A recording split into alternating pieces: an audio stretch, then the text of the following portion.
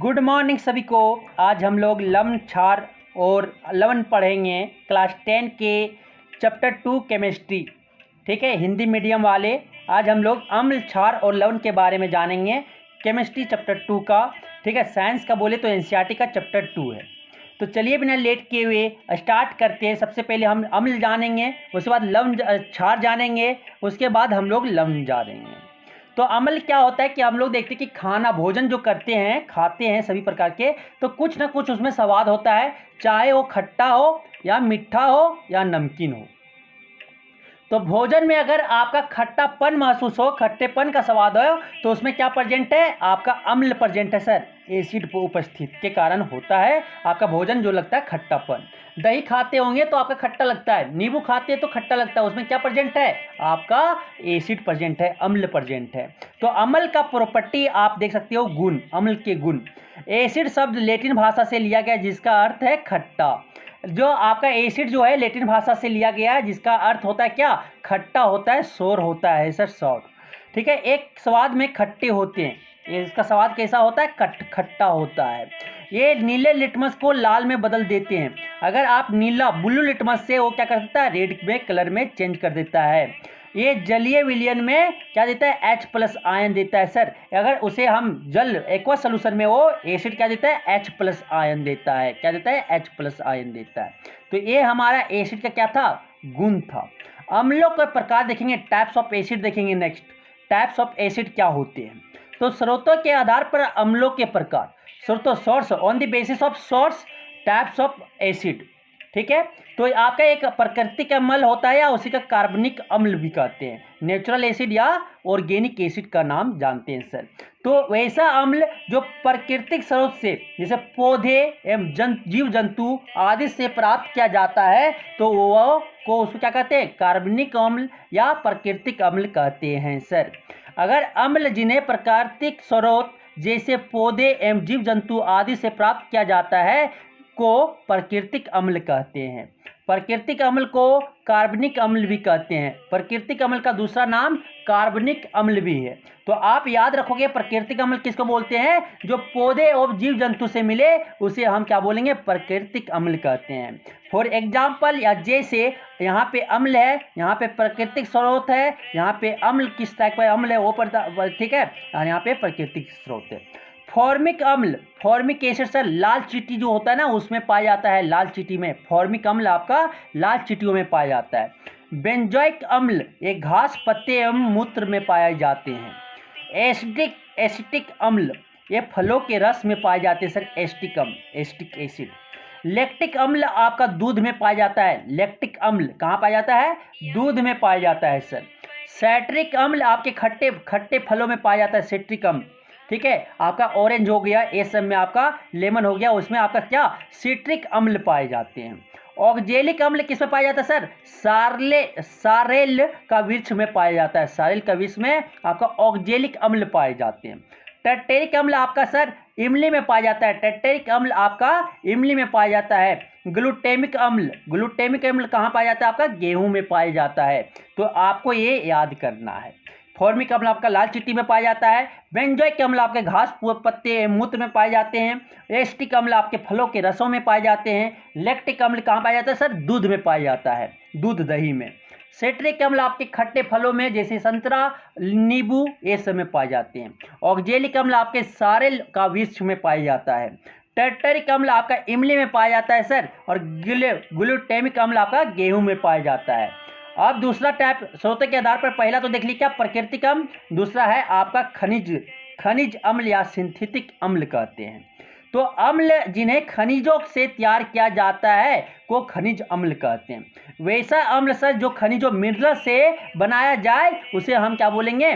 खनिज अम्ल कहते हैं। चूंकि खनिज अम्ल को प्रयोगशाला में तैयार किया जाता है इसलिए इन्हें क्या? सिंथेटिक अम्ल या मैनमेड अम्ल भी कहते हैं सर, क्योंकि उसे लेबोरेटरी में, प्रयोगशाला में खनिज अम्ल को तैयार किया जाता है। एग्जाम्पल आपका सल्फ्यूरिक अम्ल, नाइट्रिक अम्ल, हाइड्रोक्लोरिक अम्ल, ठीक है, कार्बनिक अम्ल और आपका सल्फरस अम्ल। ये सब जो अम्ल है सर ये आपके खनिज अम्ल है और आपका प्रयोगशाला में क्या किया जाता है, मिनरल्स के द्वारा, खनिज के द्वारा बनाया जाता है। तो ये आपको समझ में आया होगा। अब आता है प्रबलता के आधार पर अम्लों के प्रकार, ठीक है, on the basis of strength, strength के बेसिस पे आपका टाइप्स ऑफ एसिड। अब आता है प्रबल अम्ल और दूसरा है सर आपका क्या, पहला प्रबल अम्ल है और दूसरा है आपका दुर्बल अम्ल। पहला बोलते हैं किसका, स्ट्रॉन्ग एसिड, और दूसरा का बोलते हैं वीक एसिड। तो जिस विलयन में अधिक संख्या में H+ आयन उत्पन्न करने वाले अम्ल को प्रबल अम्ल कहते हैं। प्रबल अम्ल किसे कहे, सपोज करो कि यहाँ पे एक एसिड या अम्ल को पानी में घोल दिए, घोलने के बाद सॉल्यूशन बना दिए, तो जिसमें सबसे ज़्यादा H+ आयन मिले सर, अधिक संख्या में H+ आयन मिले, तो उसे हम क्या बोलेंगे, उसे हम प्रबल अम्ल कहेंगे। Example hydrochloric acid, H2SO4, sulphuric अम्ल, नाइट्रिक अम्ल, ये सब जो अम्ल है सर आपका क्या प्रबल अम्ल है। तो प्रबल अम्ल किसको बोलेंगे, प्रबल अम्ल जो अम्ल विलयन में अधिक संख्या में क्या दे, H+ आयन उत्पन्न करे, उसे हम प्रबल अम्ल कहते हैं सर। अब आता है दुर्बल अम्ल, वीक एसिड, जबकि कम और जिस विलयन में कम संख्या में क्या दे, H+ आयन उत्पन्न करने वाले अम्ल को क्या बोलते हैं, दुर्बल अम्ल कहते हैं सर। दुर्बल अम्ल जिसमें H+ आयन कम हो उसे हम दुर्बल अम्ल कहेंगे, और जिस अम्ल में H+ आयन की संख्या ज़्यादा हो उसे हम प्रबल अम्ल कहेंगे। एग्जाम्पल आपका हो गया ऑल ऑर्गेनिक एसिड्स या ऑर्गेनिक अम्ल आर वीक एसिड्स, या बोल सकते हैं जितने भी आपके ये प्राकृतिक अम्ल है सर ये आपके दुर्बल अम्ल में आते हैं, और जितने भी मिनरल या खनिज अम्ल जो बोल रहे हैं वो आपके प्रबल अम्ल में आते हैं। एक्सेप्ट आपका लैक्टिक अम्ल, ऑक्जेलिक अम्ल और आपका एस्टिक अम्ल, ये सब क्या है, दुर्बल अम्ल है, और ये आपके प्राकृतिक अम्ल है। लेकिन एग्जाम्पल आपके मिनरल एसिड्स वो आपके दुर्बल अम्ल होते हैं। एग्जाम्पल है कार्बोनिक अम्ल, देखे हो कोको कोला सॉफ्ट ड्रिंक पीते हो ना, वहाँ पे क्या हो जाता है, कार्बोनिक अम्ल रहता है सर वहाँ पे। ये क्या है, ये मिनरल एसिड है, मिनरल आपके प्रबल अम्ल है, ठीक है, फिर भी हम इसे क्या करते हैं, लेते हैं, ड्रिंक करते हैं, ठीक है। दूसरा है आपका सल्फरस अम्ल, H2SO3, ये दोनों अम्ल जो हैं ये आपके दुर्बल अम्ल है, लेकिन ये क्या आपके खनिज अम्ल भी हैं, याद रखिएगा, एक्सेप्शन है। सांद्रता के आधार पर अम्लों के प्रकार, ठीक है, concentration on the basis of concentration types of अम्ल, आपके सांद्र अम्ल होते हैं और तनु अम्ल होते हैं। सांद्र अम्ल को इंग्लिश में क्या बोलते हैं, कंसंट्रेटेड एसिड बोलते हैं सर, और तनु अम्ल को हम लोग क्या बोलते हैं, डाइल्यूटेड एसिड बोलते हैं। जिसमें अम्ल अधिक मात्रा में होता है जबकि जल अल्प मात्रा में होता है। कंसंट्रेटेड एसिड सांद्र अम्ल में सर आपके अधिक मात्रा में क्या होता है, अम्ल होता है, और जबकि उसमें अल्प मात्रा में, कम मात्रा में क्या होता है, जल होता है, तो उसे हम क्षांद्र अम्ल कहते हैं। वही तनु अम्ल में जिस अम्ल में जिसमें क्या हो, अल्प मात्रा में अम्ल हो और अधिक मात्रा में जल हो, तो उसे हम तनु अम्ल कहते हैं, ठीक है। क्षांद्र अम्ल में क्या, जल कम होगा और आपका अम्ल ज़्यादा होगा, तो उसे हम कंसंट्रेटेड या क्षांद्र अम्ल कहेंगे। और तनु अम्ल किसको बोलेंगे, जिस अम्ल में आपका अल्प मात्रा में अम्ल हो और अधिक मात्रा में जल हो, तो उसे हम तनु अम्ल कहेंगे सर। समझ में आ गया। अब चलते हैं आगे की ओर। अब आता है क्षार या भस्म, उसको इंग्लिश में बोलते हैं बेस। अब आता है क्षार या भस्म, उसको इंग्लिश में बोलते हैं बेस। ये स्वाद में कड़वे होते हैं सर, बीटर होता है, उसका टेस्ट इंग्लिश में बोले तो बीटर होता है, उसके स्वाद कैसा होता है, कड़वेपन होता है। ये लाल लिटमस से क्या हो जाता है, नीले में बदल जाते हैं, ये लाल लिटमस को नीले में बदल देते हैं। क्षार जो होगा रेड लिटमस को किसमें, ब्लू में चेंज कर देगा, तो उसे हम क्या बोलेंगे, क्षार बोलेंगे। ये जलीय विलयन में क्या देगा, एक्वा सोल्यूशन में, सोल्यूशन ऑफ वाटर, जब वाटर में उसे हम घोलेंगे क्षार को, तो क्या मिलेगा वहां से, OH- आयन देता है सर। क्या देता है, OH- आयन देता है। अब ऑन द बेसिस ऑफ, ठीक है, on the basis of strength, base को दो भाग में बांटा गया है, तो स्ट्रॉन्ग बेस और आपका वीक बेस। जिस विलयन में OH आयन अधिक संख्या में होते हैं उसे प्रबल क्षारक कहते हैं। जिस सोल्यूशन में OH माइनस आयन क्या हो, अधिक संख्या में हो, तो उसे हम क्या बोलेंगे, परबल क्षार बोलेंगे, परबल क्षार बोलेंगे। ध्यान किधर है, ध्यान इधर रखना है आपको, ठीक है, ध्यान इधर रख के। परबल क्षार किसको बोलेंगे, जिसमें OH माइनस आयन अधिक संख्या में होते हैं, उसे हम परबल क्षारक कहते हैं। एग्जाम्पल जैसे sodium hydroxide, potassium hydroxide, calcium hydroxide, ये आपके परबल क्षार है सर। जैसे हाथ में लोगे वो क्या करेगा, हाथ को आपका नुकसान कर देगा, जला देगा सर। तो परबल क्षार से आपको खेलना नहीं है। दुर्बल क्षार किसको बोलेंगे, दुर्बल क्षार जिस विलयन में OH माइनस अल्प मात्रा में उत्पन्न होते हैं, OH माइनस आयन क्या हो, कम मात्रा में मिले, तो उसे हम दुर्बल क्षार कहते हैं, उसे हम दुर्बल क्षार कहते हैं। जिस विलयन में OH माइनस आयन कम मात्रा में पाया जाएगा, उच्च क्षार दुर्बल क्षार कहलाएगा सर, दुर्बल क्षार कहलाएंगे। एग्जाम्पल एमोनियम हाइड्रोक्साइड, ये आपका क्या है, दुर्बल क्षार है सर। अब आते हैं अल्कली किसको बोलेंगे, जल में घुलनशील क्षार को अल्कली कहते हैं। वैसा क्षार सर जो आपके पानी में घुल जाए तो उसे हम क्या बोलेंगे, आपका अल्कली बोलेंगे, ठीक है, समझ में आ गया। अल्कली किसको बोलेंगे, वैसा क्षार जो पानी में घुल जाए, जल में घुलनशील हो, उसे उस क्षार को हम अल्कली बोलते हैं। Example sodium hydroxide, potassium hydroxide, magnesium hydroxide, ये आपकी क्या है, अल्कली है। अल्कली सभी अल्कली आपका बेस हो सकता है, लेकिन सभी बेस आपका अल्कली नहीं हो सकता, क्योंकि सभी बेस या सभी क्षार आपका पानी में नहीं घुलता है। अब आता है लवण। अब क्या पढ़ेंगे, नेक्स्ट टॉपिक है आपका लवण। उसको इंग्लिश में क्या बोलते हैं सर, सॉल्ट। अब देखे होंगे जो आप घर में सॉल्ट खा रहे हो, उसका फॉर्मूला क्या होता है, सूत्र क्या होता है, NaCl होता है। लवण अम्ल और क्षार की परस्पर अभिक्रिया से प्राप्त होता है। लवण कहाँ से प्राप्त होता है सर, जब क्षार और अम्ल की अभिक्रिया होता है तो वहाँ पे आपका लवण का फॉर्मेशन बनता है, कि जहाँ पे अम्ल और क्षार दोनों रिएक्ट किया, अभिक्रिया किया, उसके बाद आपका क्या बन गया, लवण बनता है सर। तो लवण आपका जब अम्ल और क्षार अभिक्रिया करके जो उत्पन्न करता है, उसे हम क्या कहते हैं, लवण कहते हैं। Example sodium chloride, potassium chloride, ये आपके क्या है सर, लवण है, ये क्या है, आपके लवण है। अब आते हैं नेक्स्ट सूचक इंग्लिश में क्या बोलते हैं, इंडिकेटर।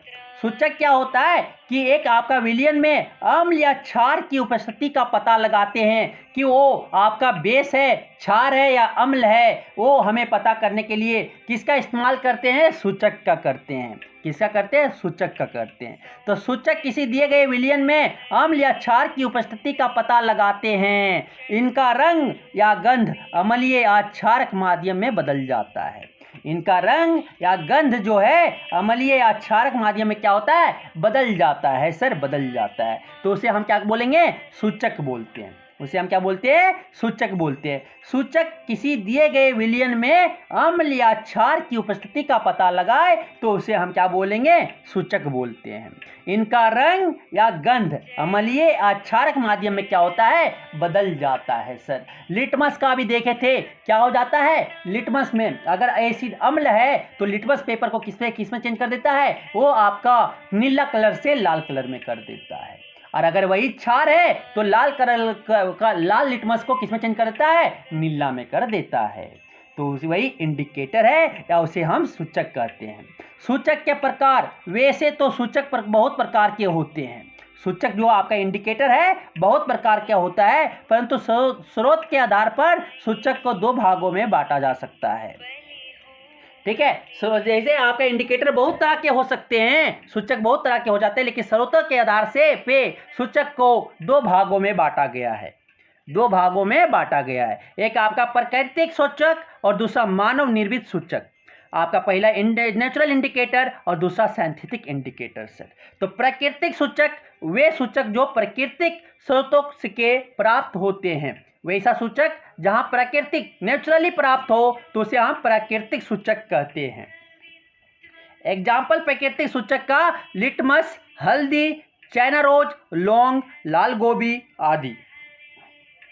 ये आपके क्या हैं, आपके प्राकृतिक सूचक हैं सर, क्योंकि वो प्राकृतिक स्रोतों से क्या हुआ है, प्राप्त हुआ है।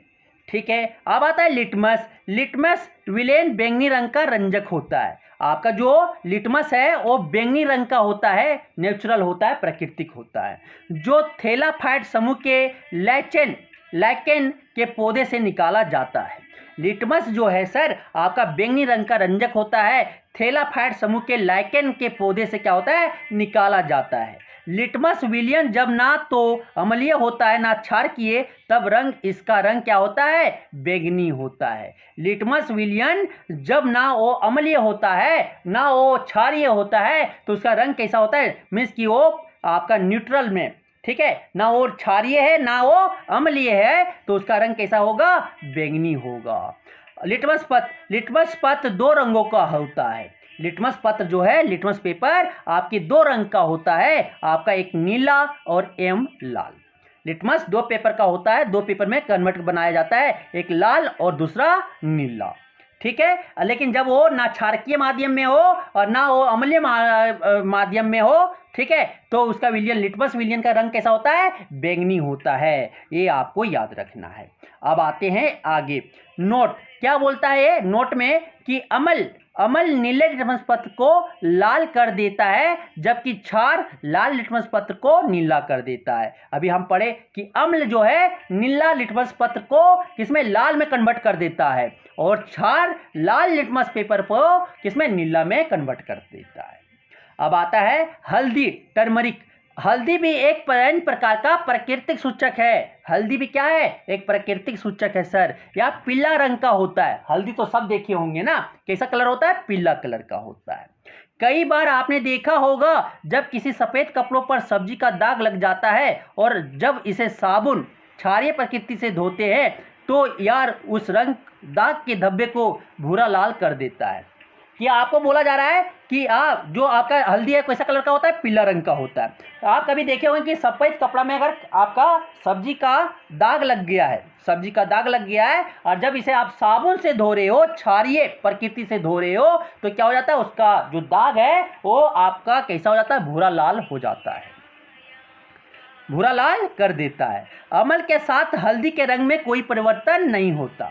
ठीक है, अम्ल का जो है हल्दी के साथ में कोई परिवर्तन नहीं होता है, अम्ल को वो इफेक्ट नहीं कर पाता है हल्दी सूचक, तो वहाँ पे आपका रंग ही नहीं होता है, मतलब जैसा कलर है वैसे ही रहता है।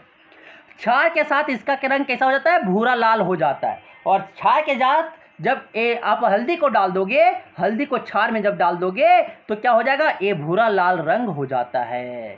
समझ में आ गया। अब चलते हैं आगे की ओर।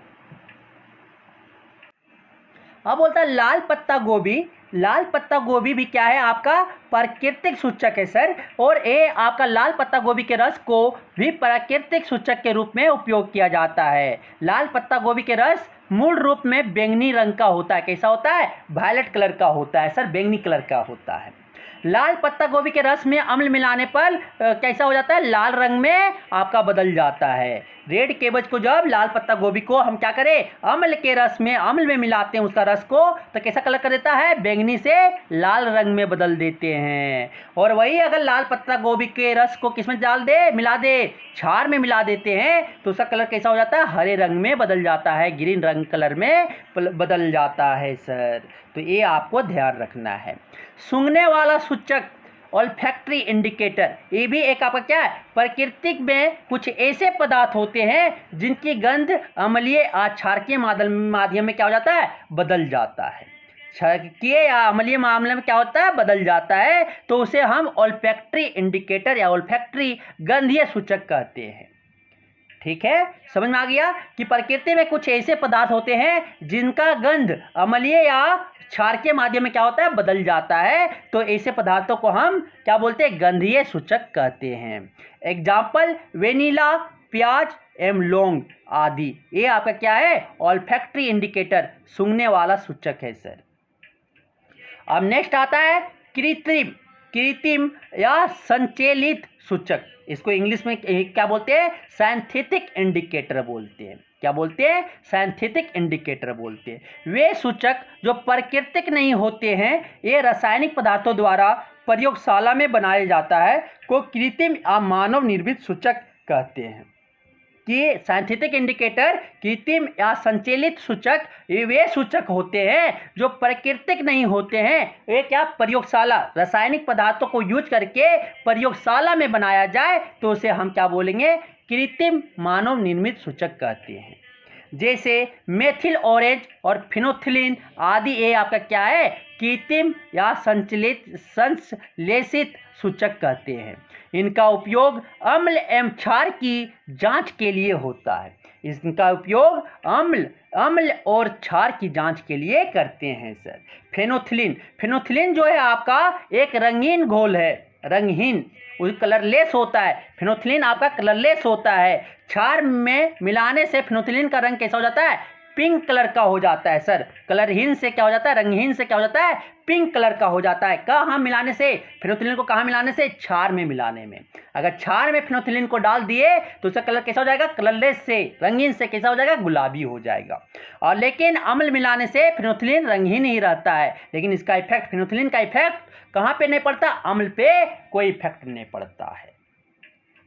अब आता है मिथाइल ऑरेंज एक आपका नारंगी रंग का तरल है।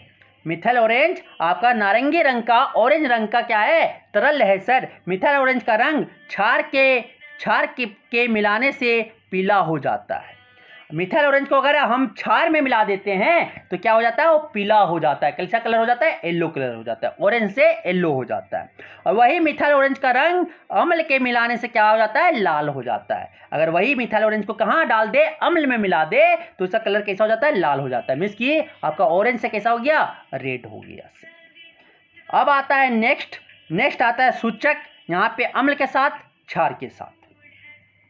ऐसे आपको याद रखना, प्राकृतिक सूचक लिटमस है तो लिटमस पेपर में क्या अम्ल के साथ क्या हो जाएगा, आपका ब्लू लिटमस से, नीला लिटमस से कैसा हो जाएगा, लाल हो जाएगा सर। क्षार के साथ क्या हो जाएगा, क्षार के साथ वो लाल लिटमस से कैसा हो जाएगा, आपका नीला हो जाएगा। ठीक है। लाल पत्ता गोभी का रस आपका अम्ल के साथ कैसा रहेगा, लाल रहेगा, और क्षार के साथ कैसा रहेगा, हरा रहेगा। हल्दी के कोई बदलाव नहीं, अम्ल के साथ क्या कोई भी बदलाव नहीं होगा, लेकिन क्षार के साथ हल्दी अगर डालते हैं तो क्या हो जाएगा, लाल हो जाएगा। क्या हो जाएगा, लाल हो जाएगा, आपका येलो से रेड हो जाएगा। हाइड्राजिया के फूल का रस अगर है तो आपके अम्ल के साथ कैसा हो जाएगा, अम्ल के साथ आपका सर नीला रहेगा, और आपका क्षार के साथ कैसा हो जाएगा, गुलाबी हो जाएगा। अब आता है कृत्रिम सूचक फिनोथिलीन आपका अम्ल के साथ कैसा होता है, रंगहीन होता है। कैसा होता है, रंगहीन, कोई इफेक्ट नहीं करता। लेकिन वही अगर क्षार के साथ मिला दे तो रंगहीन से क्या हो जाएगा, गुलाबी हो जाएगा। मिथाइल ऑरेंज अम्ल के साथ क्या होता है, ऑरेंज से आपका क्या कलर में चेंज कर जाएगा, रेड कलर में, लाल हो जाएगा। लेकिन क्षार के साथ वो कैसा हो जाता है, पीला हो जाता है। अब आता है नेक्स्ट गंधीय सूचक क्या, आपका ऑल्फैक्टरी इंडिकेटर। प्याज का रस अगर अम्ल के साथ मिला जाते हैं तो तीक्ष्ण गंध लगता है, उसका गंध रहता है। लेकिन अगर क्षार में मिला देता है तो क्या उसका गंध क्या होता है, गायब हो जाता है। वेनिला समान गंध रहती है, जैसा गंध रहता है वेनिला का वैसे ही आपका अम्ल के साथ रहेगा, अम्ल में मिलाते हैं तो। लेकिन क्षार में मिलाएंगे तो उसका गंध क्या हो जाएगा, गायब हो जाएगा, आपको कोई गंध महसूस नहीं होगा। लौंग का तेल अगर अम्ल के साथ मिला देते हैं तो उसका गंध जैसा है लौंग का तेल का वैसे ही समान गंध रहेगा, लेकिन क्षार के साथ क्या होगा, वो आपका गायब हो जाएगा। वो क्या हो जाएगा, ये आपका स्मेललेस बना देगा सर, गंधहीन बना देगा। अब आता है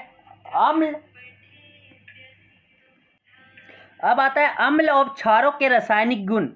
अम्ल की धातु से अभिक्रिया, ठीक है, केमिकल प्रॉपर्टीज हम देखेंगे अम्ल और क्षार की। तो अम्ल की धातु से अभिक्रिया, reaction with acid and metal. Acid और मेटल को, अम्ल और धातु को जब अभिक्रिया करवाएंगे तो क्या बनता है, तो अम्ल धातु से अभिक्रिया करके संगत धातु की लवण और हाइड्रोजन गैस प्रदान करता है सर। समान सूत्र, अम्ल को जब धातु से मिला देते हैं, अभिक्रिया करवा देते हैं तो उसी का लवण मिलता है, वही धातु का, संगत धातु का क्या लवण मिलेगा और आपका हाइड्रोजन गैस देगा। तो सभी धातु अम्ल के साथ रिएक्ट करवाते हैं तो क्या मिलता है, धातु को जब अम्ल के साथ रिएक्ट करवाते हैं तो लवण और हाइड्रोजन गैस मिलता है। अब चलते हैं आगे की ओर। अब देखते हैं इसका एग्जाम्पल, जब एसिड को मेटल के साथ रिएक्ट करवा रहे थे, जब अभिक्रिया धातु को अम्ल के साथ अभिक्रिया करवा रहे थे, तो क्या बना था, लवण, और आपका क्या बन रहा था, हाइड्रोजन गैस। तो जिंक के साथ हाइड्रोक्लोरिक अम्ल की अभिक्रिया से जिंक क्लोराइड और हाइड्रोजन गैस बनता है। तो जब हाइड्रोक्लोरिक अम्ल को जिंक के साथ क्या करवा दिए, अभिक्रिया करवा दिए सर, तो क्या बनेगा, जिंक क्लोराइड और आपका हाइड्रोजन गैस। अभी हम बैलेंस करना बताए थे, ठीक है। आपका जो है रासायनिक समीकरण आपका क्या होना चाहिए, ये आपका संतुलित होना चाहिए, तो आपको संतुलित कर लेना है। तो यहाँ पे क्या करेंगे, जिंक आपका 2, क्लोरीन आपका 2, हाइड्रोजन 2। फिर आपका सोडियम को जब हाइड्रोक्लोरिक अम्ल की अभिक्रिया करवाते हैं तो सोडियम क्लोराइड लवण मिलेगा और हाइड्रोजन गैस मिलेगा सर। तो HCl + Na क्या मिल जाएगा, NaCl + H2। अब क्या करेंगे, बैलेंस करने के लिए आप बैलेंस कर लोगे, ठीक है। अब आगे चलते हैं। धातु जिंक की सल्फ्यूरिक अम्ल के साथ अभिक्रिया से जिंक सल्फेट और आपका हाइड्रोजन गैस का निर्माण होता है। जब धातु जिंक को जब सल्फ्यूरिक अम्ल के साथ क्या करवा देते हैं, अभिक्रिया करवा देते हैं, तो जिंक सल्फेट आपका लवण और हाइड्रोजन गैस का निर्माण होता है। तो जिंक प्लस क्या हो जाएगा, आपका H2SO4 हो जाएगा और आपका क्या बनेगा, zinc sulphate plus hydrogen gas बन जाएंगे, zinc sulphate plus hydrogen gas बन जाएगा। अब आता है हाइड्रोजन गैस की जांच। हाइड्रोजन गैस की जांच कैसे करेंगे, तो आपका होता है क्या कि आप क्या करो, जब हम किसी धातु का किसी अम्ल से अभिक्रिया कराते हैं तो असंगत लवण और क्या मिलता है, हाइड्रोजन गैस का उत्पन्न करता है। इसकी धातु को अगर अम्ल के साथ अभिक्रिया कराते हैं तो लवण और हाइड्रोजन गैस उत्पन्न करता है। अभिक्रिया के इसी अवधि के दौरान जब हम एक जलती हुई मोमबत्ती इस गैस के पास ले जाते हैं तो यह पॉप ध्वनि उत्पन्न होती है। कैसा ध्वनि, जब वही जो गैस आपका उत्पन्न हो रहा है हाइड्रोजन गैस, अगर मोमबत्ती जलती हुई मोमबत्ती उसके पास ले जाते हैं तो वो कैसा पॉप ध्वनि के साथ क्या होता है, उत्पन्न ध्वनि होता है, पॉप ध्वनि वहां से उत्पन्न होता है। तो पॉप ध्वनि क्या बताती है कि गैस जो उत्पन्न हो रहा है वो कौन गैस है, हाइड्रोजन गैस है। तो आप याद रखिएगा हाइड्रोजन गैस कैसे जांच करेंगे, जब जलती हुई मोमबत्ती को उस गैस के पास ले जाए और पॉप ध्वनि उत्पन्न हो वहां से, तो उस पॉप ध्वनि क्या बताता है कि वो जो गैस है वो गैस हाइड्रोजन का है। पॉप टेस्ट कैसे करते हैं वो देखिएगा, एक आपका लेबोरेटरी वाला टेस्ट है, ये टेस्ट आपको यहाँ पे बता रहे हैं कि हाइड्रोजन गैस से निहित प्रनली के पास जब एक जलती हुई मोमबत्ती लाई जाती है तो पॉप ध्वनि उत्पन्न होती है। इस टेस्ट को हाइड्रोजन की उपस्थिति दर्शाने के लिए प्रयोग करते हैं। ये एनसीईआरटी का आपका क्या है, डायग्राम है सर। क्या बोलता है, जिंक ग्रेन्यूल्स, यहाँ पे जिंक ले लिए, जिंक और डाइल्यूट सल्फ्यूरिक एसिड ले लिए एक टेस्ट ट्यूब में। आप क्या किए, स्टेन के साथ उसे रिएक्ट करवा दिए, यहाँ पे कॉर्क लगा दिए कि गैस इससे बाहर नहीं हो जाए। फिर यहाँ पे डिलीवरी ट्यूब यहाँ पे डाल दिए, डिलीवरी ट्यूब को डाल के यहाँ पे क्या सॉफ्ट सोल्यूशन ले लिए, इस वाले बीकर में सॉफ्ट सोल्यूशन ले लिए। सॉफ्ट सोल्यूशन में क्या हो जाएगा, आप सॉफ्ट सोल्यूशन लोगे तो यहाँ से जब गैस तो बब्बल आपका बाहर आएगा, सॉफ्ट बबल आपका बाहर आएगा। सॉफ्ट बबल में क्या होगा, हाइड्रोजन गैस होंगे। आप जब जलती हुई मोमबत्ती को यहाँ पे लेके आओगे तो आपका जो हाइड्रोजन गैस है वो कैसे जलेगा, पॉप ध्वनि के साथ जलेगा, पॉप ध्वनि के साथ वो जलेगा सर। समझ में आ गया। तो पॉप ध्वनि के साथ पॉप ध्वनि जो उत्पन्न करेगा वो गैस क्या होगा, हाइड्रोजन होगा। अब आता है नेक्स्ट, धातु कार्बोनेट के साथ अम्ल की अभिक्रिया, reaction of metal carbonate with acid. Metal carbonate को किसके साथ, अम्ल, ठीक है, धातु कार्बोनेट को किसके साथ रिएक्ट करवा रहे हैं, अम्ल के साथ अभिक्रिया करवा रहे हैं। तो चूना पत्थर, चौक और संगमरमर कैल्शियम कार्बोनेट के विभिन्न रूप हैं, ठीक है। चूना पत्थर, चौक हो गया, संगमरमर हो गया, एक कैल्शियम कार्बोनेट के विभिन्न रूप हैं, अलग अलग रूप हैं। अम्ल सभी धातु कार्बोनेट के साथ अभिक्रिया कर संगत लवण, कार्बन डाइऑक्साइड और जल प्रदान करता है। मीन्स कि अगर अम्ल को आप क्या धातु कार्बोनेट के साथ अभिक्रिया करवाते हैं तो वहां से क्या मिलता है, लवण मिलता है, कार्बन डाइऑक्साइड मिलता है और जल मिलता है सर। तो समान सूत्र अगर देखें तो आप धातु कार्बोनेट को क्या किए, अम्ल को अभिक्रिया करवा दिए, ये आपका क्या अभिकारक हो गया। अभिकारक में क्या क्या है, धातु कार्बोनेट और अम्ल है। जब दोनों को अभिक्रिया करवाएंगे तो आपके जो उत्पाद मिलेंगे सर, उत्पाद वो क्या होगा, लवण होगा, कार्बन डाइऑक्साइड होगा और जल होंगे। ठीक है, अब आता है उदाहरण।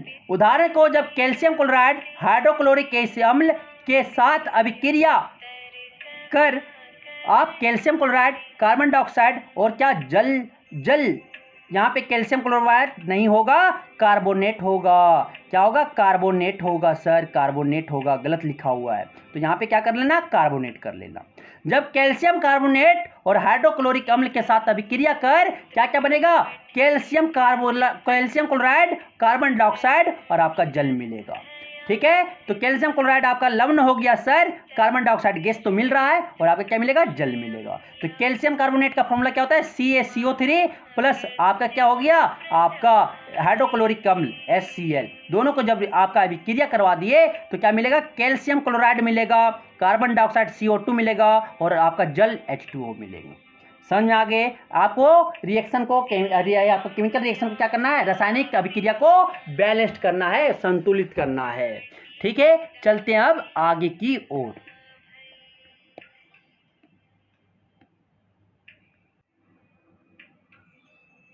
अब नेक्स्ट है नाइट्रिक अम्ल को जब सोडियम कार्बोनेट के साथ अभिक्रिया कर सोडियम नाइट्रेट, कार्बन डाइऑक्साइड और जल बनता है। तो आप देखें क्या कि कोई भी मेटल कार्बोनेट को या धातु कार्बोनेट को क्या अम्ल के साथ अभिक्रिया करवाते हैं तो उसके संगत धातु लवण, कार्बन डाइऑक्साइड और हमें क्या, जल बनता है। तो नाइट्रिक अम्ल को सोडियम कार्बोनेट के साथ क्या करवा दिए, अभिक्रिया करवा दिए तो क्या मिलेगा, सोडियम नाइट्रेट, कार्बन डाइऑक्साइड और जल बनता है।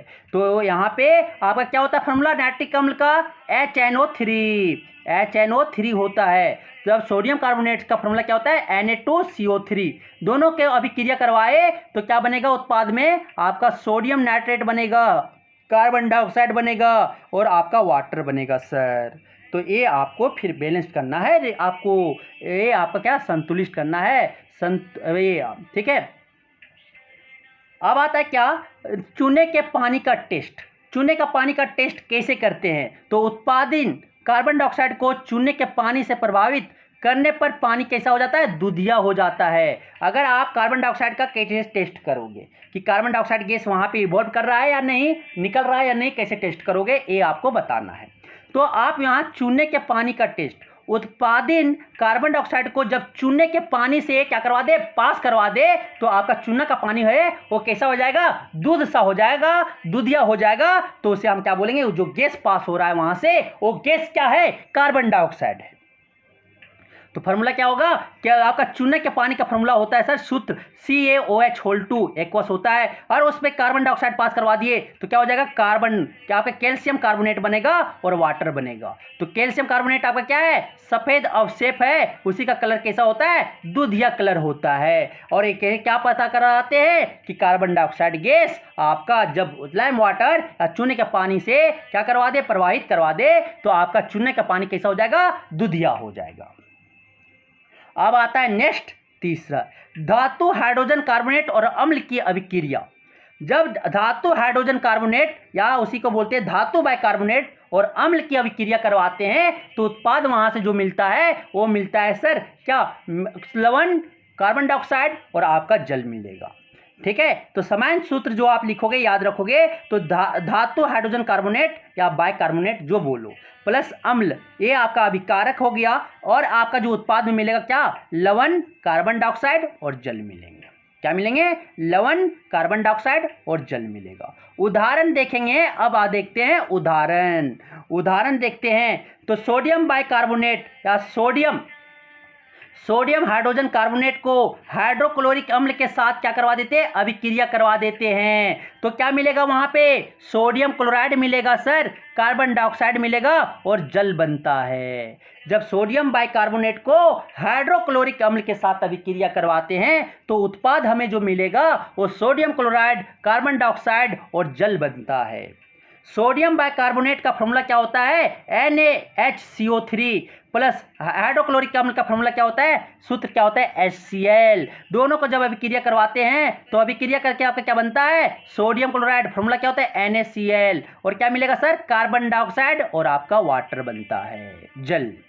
धातु एवं क्षार की अभिक्रिया reaction with bases and salts, sorry bases and metals. आप देखेंगे धातु एवं क्षार की अभिक्रिया देखेंगे, तो ठीक है। और आपका सर जो आपका ये मेटल, आपके जो धातु ऑक्साइड होते हैं, धातु, ठीक है, धातु ऑक्साइड, वो आपका क्या होता है, धातु ऑक्साइड जो होता है वो अम्लीय नेचर का होता है। और आपका धातु ऑक्साइड जो होता है, धातु ऑक्साइड वो आपका बेसिक मीन्स की क्षारीय नेचर का होता है, क्षारीय प्रकृति का होता है। और आपका जो अधातु ऑक्साइड जो होता है वो आपका अम्लीय प्रकृति के होते हैं। अब आता है धातु एवं क्षार की अभिक्रिया। क्षार धातुओं से अभिक्रिया कर संगत धातु का लवण और हाइड्रोजन गैस बनाते हैं। जिस तरह आपका अम्ल जो था धातु के साथ क्या अभिक्रिया करके क्या बना रहा था, संगत धातु का लवण और हाइड्रोजन गैस दे रहे थे। इसी तरह धातु भी आपका क्षार की अभिक्रिया करके, धातु और क्षार की अभिक्रिया करके क्या लवण और हाइड्रोजन गैस बनते हैं। सोडियम हाइड्रोक्साइड को जिंक के साथ अभिक्रिया कर सोडियम जिंकेट और आपका हाइड्रोजन गैस देता है, ठीक है। तो एम्फोटेरिक ऑक्साइड आपका आता है, एम्फोटेरिक ऑक्साइड, ठीक है। ये आपका क्या एम्फोटेरिक ऑक्साइड किसको बोलेंगे, वैसा ऑक्साइड जो दोनों से रिएक्ट करे, या एम्फोटेरिक मेटल जो आपका शो करते हैं धातु, ये दोनों से रिएक्ट करेंगे, आपका बेस से एज वेल एज आपका एसिड से, मीन्स की क्षार से भी रिएक्ट करेगा, अभिक्रिया करेगा, और आपका अम्ल से भी अभिक्रिया करेगा। तो सोडियम हाइड्रोक्साइड को जब जिंक के साथ अभिक्रिया करवाते हैं तो सोडियम जिंकेट और हाइड्रोजन गैस देता है। तो सोडियम हाइड्रोक्साइड का फॉर्मूला क्या होता है, NaOH, और आपका जिंक का होता है जस्ता जिंक Zn। जब दोनों को रिएक्ट करवाते हैं तो क्या बनता है, सोडियम जिंकेट। सोडियम जिंकेट का फॉर्मूला क्या होता है, Na2ZnO2, Na2ZnO2, Na2ZnO2, sodium zincate Na2ZnO2, और क्या देता है साथ में, हाइड्रोजन गैस देता है, साथ में क्या देता है, हाइड्रोजन गैस देता है।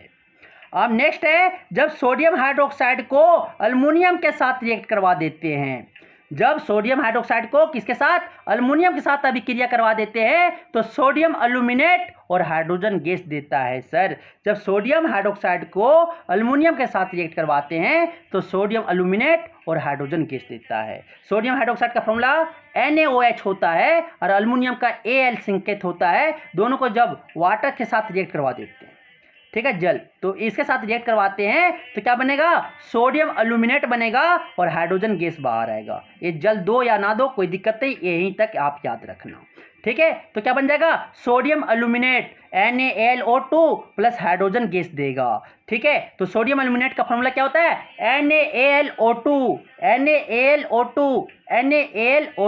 और सोडियम जिंकेट का फॉर्मूला क्या होता है, Na2ZnO2। अब आता है अम्ल एवं क्षार की परस्पर अभिक्रिया।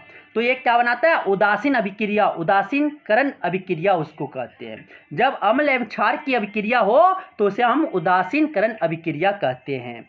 तो अम्ल और क्षार की आपसी अभिक्रिया से लवण और जल का निर्माण होता है। इस प्रकार की अभिक्रिया को उदासीनीकरण अभिक्रिया कहते हैं। जब अम्ल और क्षार की अभिक्रिया करके उत्पाद क्या बनाता है, लवण और पानी जल बनाता है, तो उस अभिक्रिया को क्या कहेंगे, उदासीनीकरण अभिक्रिया कहते हैं। जब क्षार और अम्ल को क्या करवा दिए अभिक्रिया करवा दिए तो लवण प्लस क्या देगा, जल देगा। सर लवण प्लस जल देगा। अब आता है नेक्स्ट उदाहरण क्या है, जब NaOH को हाइड्रोक्लोरिक अम्ल के साथ रिएक्ट करवा दिए तो आपका सोडियम क्लोराइड, आपका लवण मिल गया और आपका जल H2O मिल गया। तो ये आपका क्या हो गया, ये आपका क्या हो गया, उदाहरण है सर उदासीनकरण अभिक्रिया क्या, लवण। अब आता है लवण अम्ल एवं क्षार के उदासीनीकरण अभिक्रिया का आयनिक उत्पाद है। लवण जो है सर ये आपका उदासीनीकरण अभिक्रिया का क्या, अम्ल और क्षार का उदासीनीकरण अभिक्रिया का क्या है, आयनिक उत्पाद है। तो उसी को आप क्या बोलते हैं, लवण बोलते हैं। अब हम लोग क्या लवण के प्रकार देखेंगे, क्या देखेंगे सर, लवण के प्रकार देखेंगे। लवण का प्रकार आपका 3 तरह के होते हैं, अम्लीय लवण, उदासीन लवण और क्षारकीय लवण।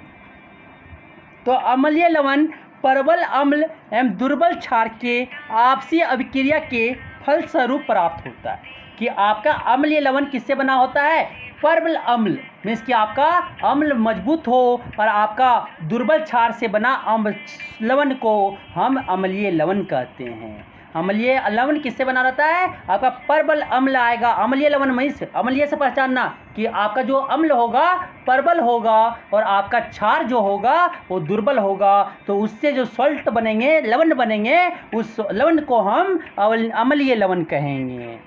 फॉर एग्जाम्पल उदाहरण आपका एमोनियम क्लोराइड। ये एमोनियम क्लोराइड में आपका जो है सर, ये एमोनियम क्लोराइड आपका क्या हो गया, अम्लीय लवण हो गया। और आप देखोगे तो अम्लीय लवण को पहचानने के लिए, ठीक है, अम्लीय लवण हो गए। और आप बोल सकते हो एमोनियम सल्फेट, ये भी क्या है, एमोनियम सल्फेट भी आपका क्या है सर, अम्लीय लवण है। तो ये सब एग्जाम्पल देखो। HCl प्लस आपका बना किससे बना हुआ है, एमोनियम हाइड्रोक्साइड। आपका HCl जो हाइड्रोक्लोरिक अम्ल है वो परबल अम्ल है और आपका एमोनियम हाइड्रोक्साइड जो है वो क्या, दुर्बल क्षार है। तो ये दोनों से जो आपका लवण बना अम्लीय लवण, एमोनियम क्लोराइड अम्लीय लवण, ये क्या है आपका, ये आपका है सर अम्लीय लवण है। ये दोनों परबल अम्ल और दुर्बल क्षार से जो अम्ल बना, जो लवण बना, उस अम्ल को लवण अम्लीय लवण कहते हैं। और साथ में क्या देगा, पानी देगा, जल देगा। इसी तरह एमोनियम सल्फेट कैसे बनेगा, H2SO4 और आप क्या एमोनियम हाइड्रोक्साइड ले लेते हैं, एमोनियम हाइड्रोक्साइड।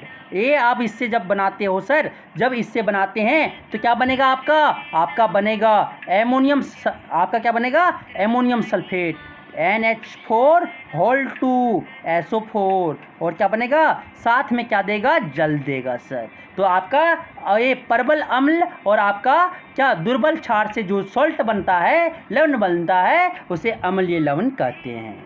अब आता है उदासीन लवण, दूसरा है आपका उदासीन लवण।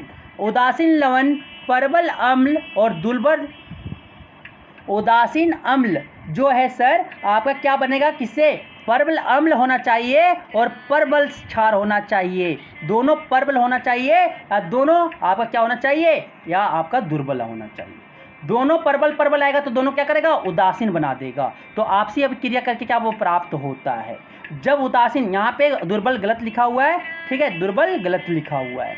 तो यहाँ पे क्या होगा, उदासीन लवण परबल अम्ल एवं परबल क्षार के आपसी अभिक्रिया से प्राप्त होता है। मीन्स कि आपका उदासीन लवण चाहिए NaCl जो खाते हो, आपके नमक सॉल्ट जो खा रहे हो, ये आपका क्या सोडियम हाइड्रोक्साइड, ये क्या परबल क्षारक है और आपका हाइड्रोक्लोरिक अम्ल जो है वो भी क्या परबल अम्ल है। दोनों को जब अभिक्रिया करके जो बनता है लवण, उसे हम कहते हैं उदासीन लवण, ठीक है। और आपका क्या साथ में देता है, जल देता है। तो ये आपका उदासीन लवण का एग्जाम्पल है। KCl बोल सकते हो, ये भी आपका उदासीन लवण का क्या है, एग्जाम्पल है, ठीक है। अब आता है क्षारकीय लवण। क्षारकीय लवण कैसे, क्षारकीय से ही लवण को पहचान लोगे कि आपका जो लवण हो, आपका जो क्षार होगा परबल होगा और अम्ल जो होगा वो दुर्बल होगा। तो क्षारकीय लवण परबल क्षार एवं दुर्बल अम्ल की आपसी अभिक्रिया से प्राप्त होता है। क्षारकीय लवण आपका परबल क्षार एवं दुर्बल अम्ल की आपसी अभिक्रिया से प्राप्त होता है, ठीक है। क्षारकीय लवण कैसे प्राप्त होता है सर, आपके परबल क्षार एवं दुर्बल अम्ल की आपसी अभिक्रिया से वो आपका प्राप्त होता है क्षारकीय लवण। एग्जाम्पल NaC2H3O2, ये क्या बना हुआ है, दुर्बल अम्ल आपका क्या है सर, दुर्बल अम्ल आपका एस्टिक अम्ल है और परबल क्षार क्या है, NaOH। ये दोनों से रिएक्ट करवाया तो ये क्या बना, क्षारकीय लवण बना। क्षारकीय लवण का नाम क्या है, सोडियम एसीटेट है, सोडियम एसीटेट प्लस जल मिल रहा है सर। दूसरा अगर आप रिएक्ट करवाते हो H2CO3 और NaOH, तो यहाँ से आपका जो बनेगा वो सोडियम कार्बोनेट जो आपका बन रहा है सर, ये कैसा लवण है, ये आपका क्षारकीय लवण है। क्योंकि दुर्बल अम्ल एवं परबल क्षार से बन रहा है, प्लस क्या देगा, आपका जल देगा। तो ये आपका क्या है, सोडियम कार्बोनेट कैसा है, क्षारकीय लवण है सर, क्षारकीय लवण है। अब आता है तनुकरण। तनुकरण किसको बोलते हैं? डाइल्यूशन। जल में अम्ल या क्षार मिलाने पर आयन की सांद्रता H3O+ H+ आयन या OH- आयन में प्रति इकाई आयतन में कमी हो जाती है। इस प्रक्रिया को तनुकरण कहते हैं। अम्ल और क्षार को तनुकृत किया जाता है। तनुकरण किसको बोलते हैं? तनुकरण डाइल्यूशन।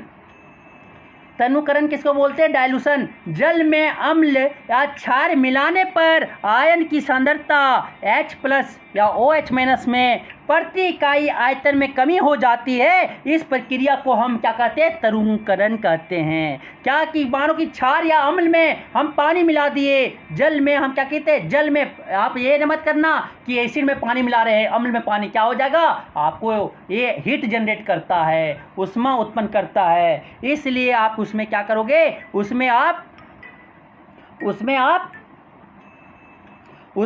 क्या जल में अम्ल डालेंगे, ना कि अम्ल जल में डालेंगे। ठीक है, जल में अम्ल डालेंगे, अम्ल में जल नहीं डालेंगे, ये आप ध्यान रखिएगा। ठीक है, अब आता है क्या? तो उसी को हम क्या बोलते हैं? डाइल्यूशन बोलते हैं।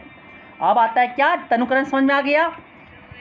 अब आता है अम्ल और क्षार की अभिक्रिया, reaction with acid and bases.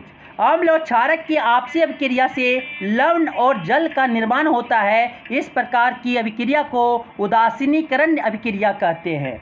जब आपका क्या अम्ल और क्षारक की आपसी में क्या करवा देते हैं? अभिक्रिया करवा देते हैं, तो वहाँ से हमें जो उत्पाद मिलता है वो लवण और जल का निर्माण होता है। तो इस प्रकार की अभिक्रिया को क्या कहते हैं? उदासीनीकरण अभिक्रिया कहते हैं। समान सूत्र जो इसका होता है, क्षारक और अम्ल को जब मिलाते हैं सर, अभिक्रिया करवाते हैं, तो लवण और क्या बनता है? जल बनता है। लवण और क्या बनता है? जल बनता है।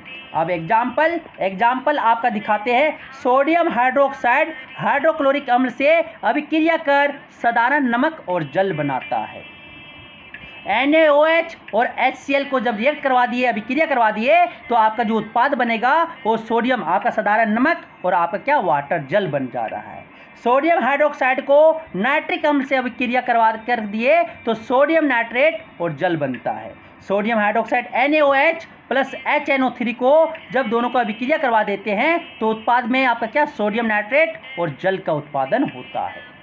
सोडियम हाइड्रोक्साइड और सल्फ्यूरिक अम्ल से अभिक्रिया कर सोडियम सल्फेट और जल बनता है। तो NaOH और H2SO4 को दोनों को अभिक्रिया करवा दिए, तो सोडियम सल्फेट NaSO4 और आपका क्या बन रहा है? वाटर बन रहा है, H2O बन रहा है, जल बन रहा है। अब आता है नेक्स्ट, धातु ऑक्साइड क्षारकीय प्रकृति का अम्लों के साथ अभिक्रिया। धातु ऑक्साइड कैसा होता है? क्षारकीय प्रकृति का होता है। और अधातु ऑक्साइड कैसा होता है? ठीक है, अधातु ऑक्साइड कैसा होता है? वो अम्लीय प्रकृति का होता है। तो धातु ऑक्साइड को किससे रिएक्ट करवा रहे हैं? ये क्षारकीय प्रकृति को अम्लों के साथ अभिक्रिया करवा रहे हैं। तो अब जब धातु ऑक्साइड को प्रकृति क्षारकीय प्रकृति की होती है, इसलिए ये अम्ल के साथ अभिक्रिया कर क्या बनाता है? लवण एवं जल बनाती है। क्या बनाएगा? जब आप धातु ऑक्साइड को अम्ल के साथ अभिक्रिया कराओगे, तो आपका जो उत्पाद बनेगा वो लवण एवं जल बनता है, या बिल्कुल उदासीनीकरण अभिक्रिया की तरह होती है। ये कैसा होता है? उदासीनीकरण अभिक्रिया के तरह होता है। क्षार को जब धातु ऑक्साइड के साथ रिएक्ट करवाते हैं, अम्ल होगा यहाँ पे क्या होगा? अम्ल होगा। अम्ल को जब धातु ऑक्साइड के साथ रिएक्ट करवाओगे, अभिक्रिया कराओगे, तो लवण और जल बनेगा, अब आगे देखते हैं।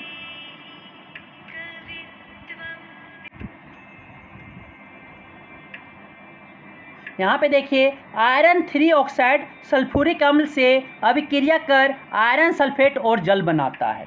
आयरन 3 ऑक्साइड है, वो सल्फ्यूरिक अम्ल से अभिक्रिया करके क्या बनाता है? आयरन सल्फेट और क्या बनाता है? जल बनाता है।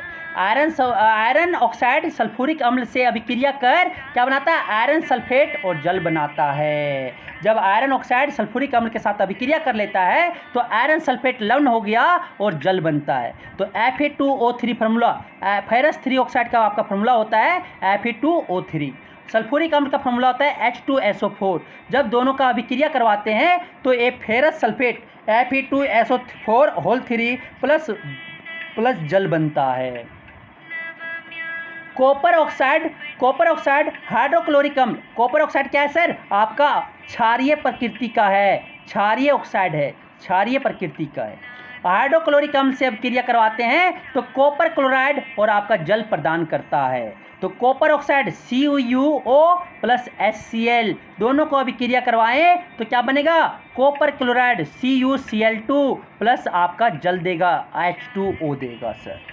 कैल्शियम ऑक्साइड और हाइड्रोक्लोरिक अम्ल से अभिक्रिया कर कैल्शियम क्लोराइड और जल प्रदान करता है। कैल्शियम ऑक्साइड आपका क्या है? क्षारीय ऑक्साइड है, ठीक है, आपका धातु ऑक्साइड है। और आप किसे अम्ल के साथ रिएक्ट करवा रहे हो तो क्या बनेगा? कैल्शियम क्लोराइड आपका लवण बनेगा और जल बनेगा। तो कैल्शियम ऑक्साइड और हाइड्रोक्लोरिक एसिड HCl को अभिक्रिया करवाए तो उत्पाद में हमें क्या मिला? कैल्शियम क्लोराइड CaCl2 और क्या मिलेगा? जल मिलेगा।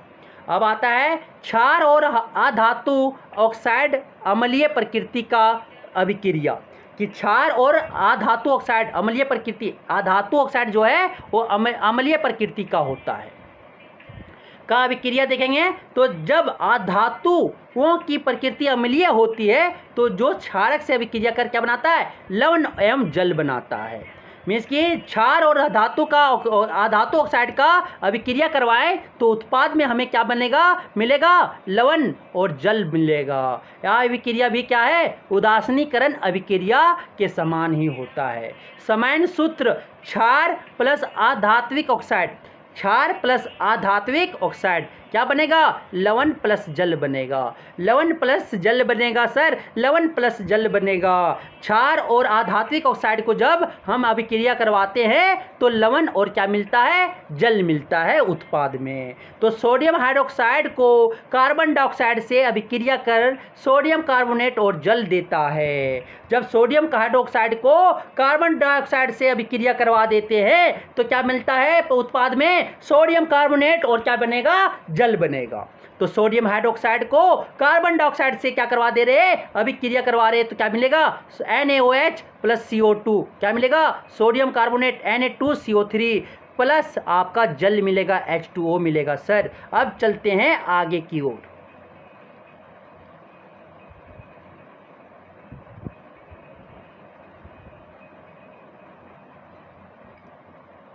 अभिक्रिया को माइंड मैप द्वारा याद रखेंगे। अम्ल की अभिक्रिया धातु के साथ जब रिएक्ट करवाते हैं तो क्या बनता है? अम्ल प्लस धातु क्या देगा? आपको लवण प्लस हाइड्रोजन गैस देगा, लवण प्लस, ठीक है। अब इसको धात्विक ऑक्साइड के साथ रिएक्ट करवा देते हैं, किसको? अम्ल को अभिक्रिया धात्विक ऑक्साइड के साथ रिएक्ट करवाते हैं तो क्या देगा? लवण प्लस जल देगा। फिर उसी को अम्ल की अभिक्रिया किसके साथ करवा देते हैं? धातु कार्बोनेट के साथ करवा देते हैं तो लवण प्लस कार्बन डाइऑक्साइड प्लस जल देता है। अम्ल की अभिक्रिया धातु कार्बोनेट के साथ रिएक्ट करते हैं। ये आप माइंड मैप में रख सकते हो, तुरंत याद कर सकते हो कि जब अम्ल को धातु कार्बोनेट के साथ रिएक्ट करवा रहे थे तो क्या देता है? आपका लवण कार्बन डाइऑक्साइड और क्या? जल देता है। और जब अम्ल को क्षारक के साथ रिएक्ट करवाते हैं, अभिक्रिया करवाते हैं तो लवण प्लस क्या देता है? जल देता है, लवण प्लस जल देता है। और जब अम्ल की अभिक्रिया किसके साथ? धातु कार्बोनेट के साथ करवाते हैं तो क्या? लवण कार्बन डाइऑक्साइड प्लस जल देता है। तो इस तरह से आप रिएक्शन को शॉर्ट माइंड मैप में याद कर सकते हो। अब आता है नेक्स्ट आता है क्षारक की अभिक्रिया अगर हम धातु के साथ रिएक्ट करवा देते हैं तो लवण प्लस हाइड्रोजन गैस मिलता है। सब धातु के साथ क्षारक रिएक्ट नहीं करता, याद रखना, अभिक्रिया नहीं करता। सभी धातु के साथ क्षारक अभिक्रिया नहीं करते। कुछ धातु के साथ जिंक और एल्युमिनियम के साथ रिएक्ट करता है, अभिक्रिया करता है। जब क्षारक की अभिक्रिया अधात्विक ऑक्साइड के साथ करवा देते हैं तो लवण प्लस जल मिलता है। वही जब क्षारक की अभिक्रिया धातु कार्बोनेट के साथ करवा देते हैं तो कोई अभिक्रिया नहीं होता है, क्योंकि ये भी क्षार और ये भी क्षार, दोनों को क्षार आपस में अभिक्रिया नहीं करता। अम्ल के साथ अगर उसे हम क्या करवा देते हैं? अभिक्रिया करवा देते हैं तो लवण प्लस क्या मिलेगा? जल मिलेगा। क्षारक को जब धातु कार्बोनेट के साथ अभिक्रिया करवा दे तो कोई आपका अभिक्रिया नहीं होगा। क्यों नहीं होगा? ये भी क्षार और ये भी क्षार, तो क्षार आपस में रिएक्ट नहीं करेंगे, अभिक्रिया नहीं करेंगे। समझ में आ गया, समझ में आ गया। अब चलते हैं आगे की ओर। आगे की ओर है सॉरी, क्या होता है जब अम्ल या क्षार को पानी में घोला जाता है? जब अम्ल और क्षार को पानी में घोला जाता है तो क्या होता है? अम्ल का जलीय घोल, जब अम्ल को पानी में घोला जाता है तो हाइड्रोजन आयन देता है। क्या देता है? H+ आयन देता है सर।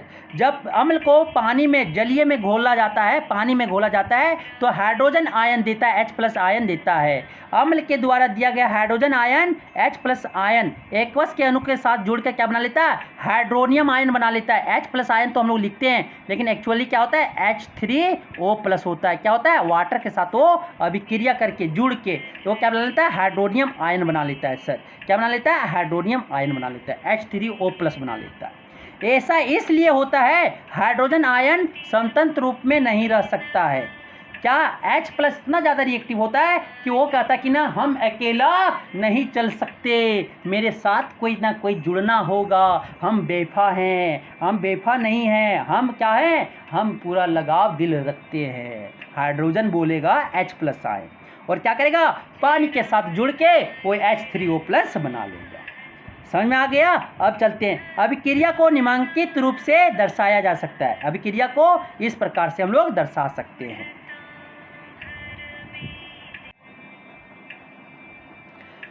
जब HCl को वाटर में डाल देते हैं सर, जब हाइड्रोक्लोरिक अम्ल को पानी में डाल देते हैं जल में, तो H+ और H2O+ Cl देता है तो क्या बनेगा? H3O+। क्या बोले? हाइड्रोजन इतना दिलदार है कि वो बोलता हम अकेले नहीं रहेंगे, हम अकेले नहीं रह सकते, जी नहीं सकते। तो क्या करेगा? पानी के साथ वो बोलेगा मिलो, जल्दी मिलो। पानी के साथ मिलेगा और H3O+ बना लेगा और Cl- बाहर निकाल देगा। तो इसे निम्नलिखित प्रकार से भी लिखा जा सकता है। H+ पहले क्या? HCl को क्या टूटेगा? H+ और किस में टूटेगा? Cl- में टूटेगा। H+ और किस में टूटेगा? Cl- में टूटेगा। फिर H+ क्या बोलेगा? हम तो अकेले नहीं जी सकते हैं, तो इसके साथ बोलेगा पानी आ रहे हैं, आ रहे हैं, हमसे मिल लो। H3O+ फिर बना लेगा। हाइड्रोनियम आयन इसी का नाम है। अब क्षारक का जलीय विलयन, कि जब क्षारक को जल में मिलाते हैं, उसका सॉल्यूशन बनाते हैं, जब क्षार को पानी में घोला जाता है तो यह हाइड्रोक्साइड आयन देता है। क्या देता है? हाइड्रोक्साइड आयन, OH- आयन देता है। एग्जाम्पल या उदाहरण के तौर पे, जब सोडियम हाइड्रोक्साइड का पानी में घोल बनाया जाता है तो यह हाइड्रोक्साइड आयन देता है। NaOH को H2O में जब डालते हैं तो क्या बनता है? Na+OH-। Na+, ये आपका कैटायन है, ये आपका एनायन है। ठीक है, तो कैटायन और एनायन Na+ और OH- आयन देगा। KOH को इसी तरह अगर लिखते, KOH को पानी में क्या देगा? पानी के साथ उसको घोलते हैं तो क्या देगा? K+ और आपका OH- देगा, OH- देगा। तो नोट एक यहाँ पे आपका लिखाया गया है, जल के साथ अम्ल या क्षार को मिलाते समय सावधानी बरतनी चाहिए। जब जल के साथ अगर आप अम्ल या क्षार को मिला रहे हो तो उस समय आपको सावधानी बरतना चाहिए। हमेशा अम्ल या क्षार को ही जल में मिलाना चाहिए और लगातार इसे हिलाते रहना चाहिए, क्योंकि यह प्रक्रिया अत्यंत ऊष्माक्षेपी है। ऊष्माक्षेपी मतलब वो हीट को रिलीज कर रहा है, ऊष्मा को बाहर दे रहा है, ऊष्मा को देता है। तो ऊष्मा को दे रहा है, इसीलिए उसमें क्या, पानी में ही हमें अम्ल या क्षार को मिलाना चाहिए।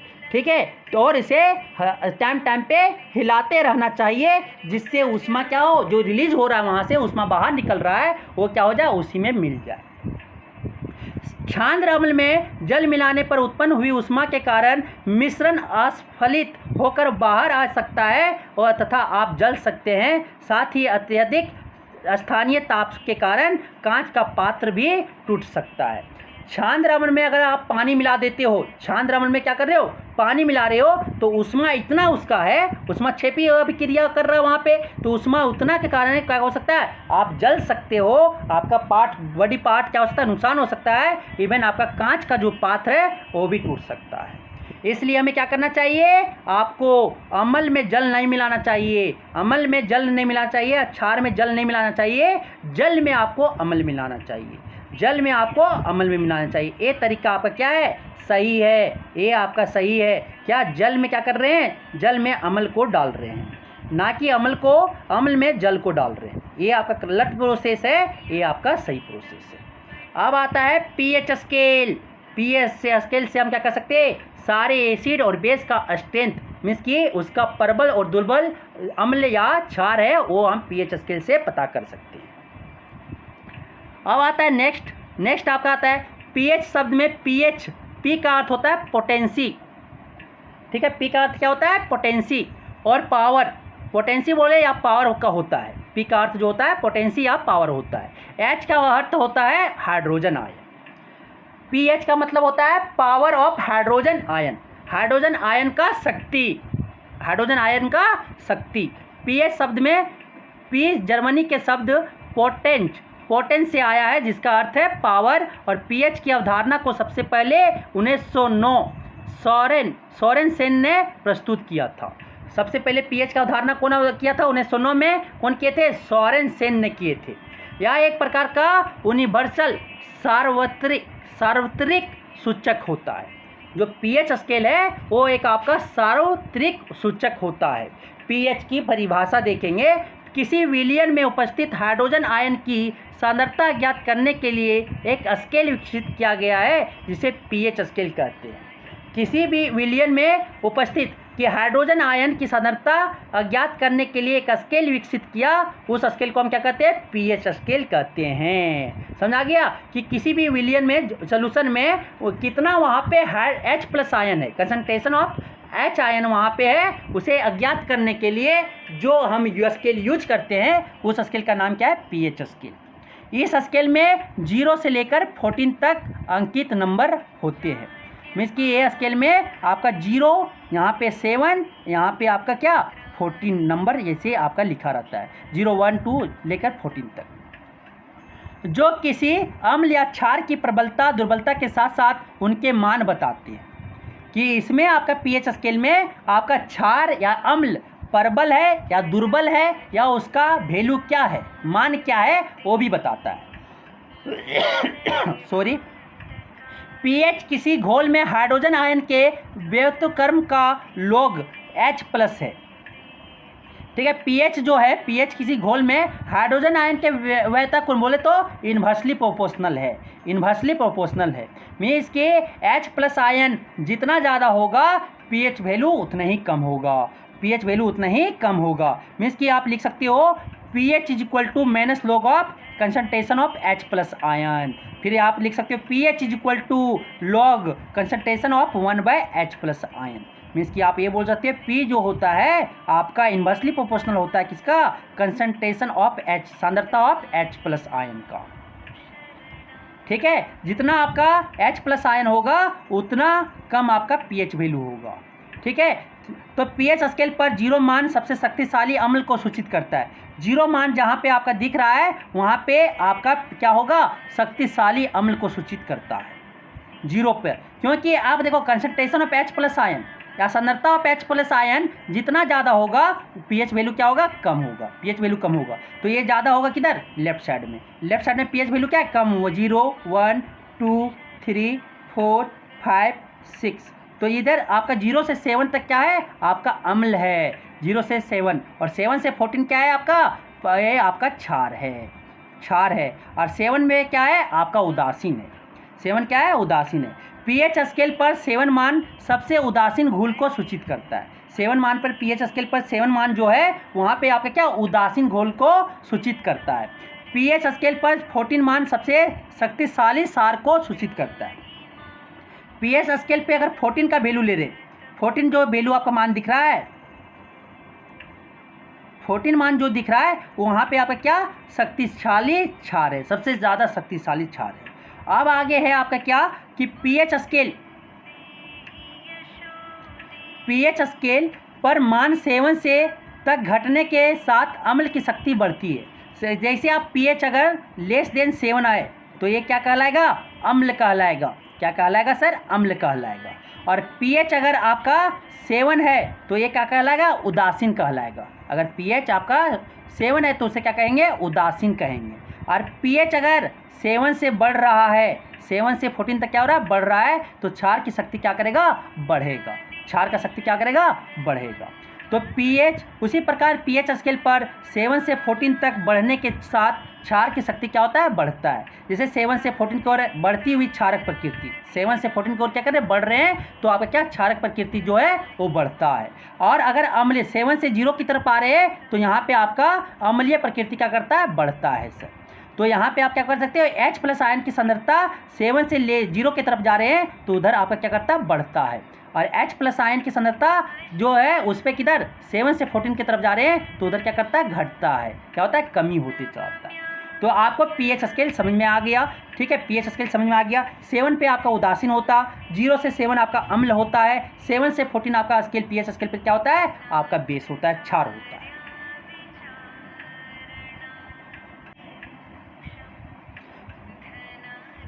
कुछ द्रवों का pH स्केल का मान, कुछ द्रवों का pH स्केल का मान, गैस्ट्रिक जूस जो होता है उसका pH वैल्यू होता है सर 1।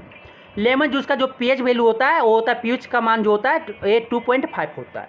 विनेगर का जो pH मान होता है, pH का मान वो 3.0 होता है। वाइन का जो pH मान होता है 3.5 होता है। टमाटो जूस का जो pH मान होता है 4.1 होता है। एसिड रेन का जो pH मान होता है, pH मान वो क्या होता है, 5.6 होता है। यूरिन का जो pH मान होता है वो 6.0 होता है। मिल्क का जो pH मान होता है क्या होता है, 6.5 होता है। प्योर वाटर का जो pH मान होता है क्या होता है, 7 होता है। ब्लड का pH मान जो होता है 7.4 होता है। लैम वाटर का जो pH मान होता है सर वो कितना होता है, 11 होता है। तो ये आपको आपका मिल्क प्योर वाटर का कहता है 7 होता है, ब्लड का 7.4 होता है। अब आता है दैनिक जीवन में pH का महत्व। दैनिक जीवन में जो pH का महत्व है वो क्या है, वो हम देखेंगे क्या महत्व है। रक्त और हमारा शरीर 7.0 से 7.8 pH पारस के बीच कार्य करता है। जीवित प्रणाली केवल संकीर्ण pH पारस रेंज में ही जीवित रह सकते हैं। कि हम लोग जो है बेसिक, ठीक है, ये दुर्बल बेसिक के पारस में 7 से 7.8 के बीच में अगर हमारा शरीर का pH मान है तो हम जीवित रहेंगे, वरना हम जीवित नहीं रह सकते। यही रेंज में हम जीवित रह सकते हैं। अब आता है नेक्स्ट, अम्लीय वर्षा के हानियाँ। वर्षा के जल की pH मान क्या होता है, 5.6 से कम होता है, 5.6 से कम हो जाती है तो वो क्या कहलाती है, अम्लीय वर्षा कहलाती है। अगर pH मान, वर्षा की जल का pH मान 5.6 से 5.6 से कम हो जाता है तो अम्लीय वर्षा कहलाता है। अम्लीय वर्षा का जल जब नदी में प्रवाहित होता है, अम्लीय वर्षा जब नदी में क्या हो जाएगा, बह जाएगा, चला जाएगा, तो नदी के जल का pH का मान क्या हो जाएगा, कम हो जाता है। pH का मान क्या हो जाता है, कम हो जाता है, ठीक है, कम हो जाता है। तो ऐसे में नदी में जलीय जीवधारियों की उत्तरजीविता कठिन हो जाती है और फिर क्या होते हैं, वहाँ पे मछलियाँ जो है और आपके वगैरह जानवर जो हैं, आपके जलीय जानवर, वो क्या कर जाएंगे, डेथ कर जाएंगे, मर जाएंगे, ठीक है। तो अम्लीय वर्षा का नुकसान, आपका pH का महत्व ये है कि आपका pH का वैल्यू मान जो है आपके जो बीच है, जो रेंज है, उस रेंज से परास से चेंज नहीं करना चाहिए। मिट्टी की अम्लीयता कई बार किन्हीं कारणों से अथवा अम्लीय वर्षा के कारण मिट्टी का pH मान कम हो जाने से इस भूमि से अच्छी उपज नहीं मिलती है। कि मिट्टी की अम्लीयता, मिट्टी में क्या हो जाए, एसिडिटी हो जाए। तो कभी कभी आप देखते होंगे किसान क्या करता है, वहाँ पे कैल्शियम चूना को छिड़कता है, चूना का क्या करता है, छिड़काव करता है। क्यों कर रहा है, मिट्टी मेरा क्या हो गया, अम्लीय हो गया है, जिसके कारण उपज जो है वहाँ से कम हो गया है, तो उसे क्या करा रहा है, क्षारकीय बना रहा है, वो उसे लवणहीन बना रहा है, क्षारकीय बना रहा है, जिससे वहाँ क्या बने, उपज ज़्यादा हो जाए। तो यहाँ पे क्या अच्छी उपज नहीं मिलती है। चूँकि अच्छी उपज के लिए पौधों को क्या एक विशिष्ट pH पारस की आवश्यकता होती है। मिट्टी में अम्लीय गुण बढ़ जाने से पौधों को क्या होता है, नुकसान होता है, जिससे फसल अच्छी नहीं होती, ठीक है। नेक्स्ट पॉइंट आपका अम्लीय माध्यम में भोजन का पचना। अम्लीय माध्यम में कभी देखते होंगे पेट में क्या हो गया, एसिडिटी हो गया, हाइड्रोक्लोरिक एसिड क्या हो गया, ज़्यादा उत्पन्न हो गया। तो उस समय में आप क्या करते हैं, बेस ले लेते हैं, बेस लेते तो क्या बना देता है, न्यूट्रल कर देता है, उदासीन कर देता है। तो उस समय हमें अम्लीय, तो pH का महत्व हमारे अमाशय से उत्पन्न हाइड्रोक्लोरिक अम्ल से भी है। अमाशय से, जो हमारा अमाशय है वहाँ से क्या हाइड्रोक्लोरिक अम्ल का उत्पन्न करता है। यह भी एक विशिष्ट पीएच का उदर को बिना हानि पहुंचाए भोजन के पाचन में सहायता करता है। जो पीएच का उदर है उसको बिना हानि पहुंचाए क्या करता है, भोजन के पचाने में हेल्प करता है, मदद करता है। सामान्यतः हमारे उदर का पीएच पारस कितना है, 1.5 से 3.5 के बीच कार्य करता है। इनमें भी ये निम्न दो स्थितियाँ है, दो स्थितियाँ होती है, अल्प अम्लता और दूसरा क्या होता है, अधिक अम्लता, अति अम्लता। तो अल्प अम्लता में क्या, कुछ व्यक्तियों में HCl का स्राव बहुत कम होता है जिससे उनके भोजन नहीं पचता अथवा कम पचता है। ऐसी अवस्था को अल्प अम्लता कहते हैं। ऐसे व्यक्ति को अपने भोजन के साथ अम्लीय पदार्थ जैसे नींबू या सिरका लेना पड़ता है अथवा पाचक रस उत्पन्न करने वाली औषधियाँ लेना पड़ता है। कि अल्प अम्लता में क्या होता है, हाइपोएसिडिटी, कि उसमें हाइड्रोक्लोरिक एसिड जो है, अम्ल है, हाइड्रोक्लोरिक अम्ल, वो बहुत कम होता है, जिसके कारण वो उसका भोजन क्या है, पचता नहीं है। तो उन्हें पचाने के लिए क्या, नींबू लेना पड़ता है या आप ये सिरका लेना पड़ता है या आप पाचक रस का औषधियाँ लेना पड़ती है, दवाइयाँ लेना पड़ती है। और जिनका अति अम्लता हो जाए, हाइपर एसिडिटी हो जाए, अति अम्लता हो जाए, उदर में अत्यधिक अम्ल उत्पन्न होने की स्थिति में व्यक्ति उदर में दर्द एवं जलन का अनुभव करता है।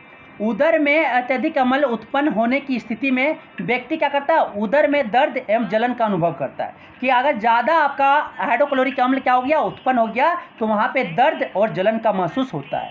इस दर्द या जलन से मुक्त होने के लिए एंटाएसिड लेना पड़ता है। इस दर्द या जलन से मुक्त होने के लिए क्या लेना पड़ता है, एंटाएसिड लेना पड़ता है। एंटाएसिड अम्ल के प्रभाव को कम करने वाले दुर्बल क्षार होते हैं।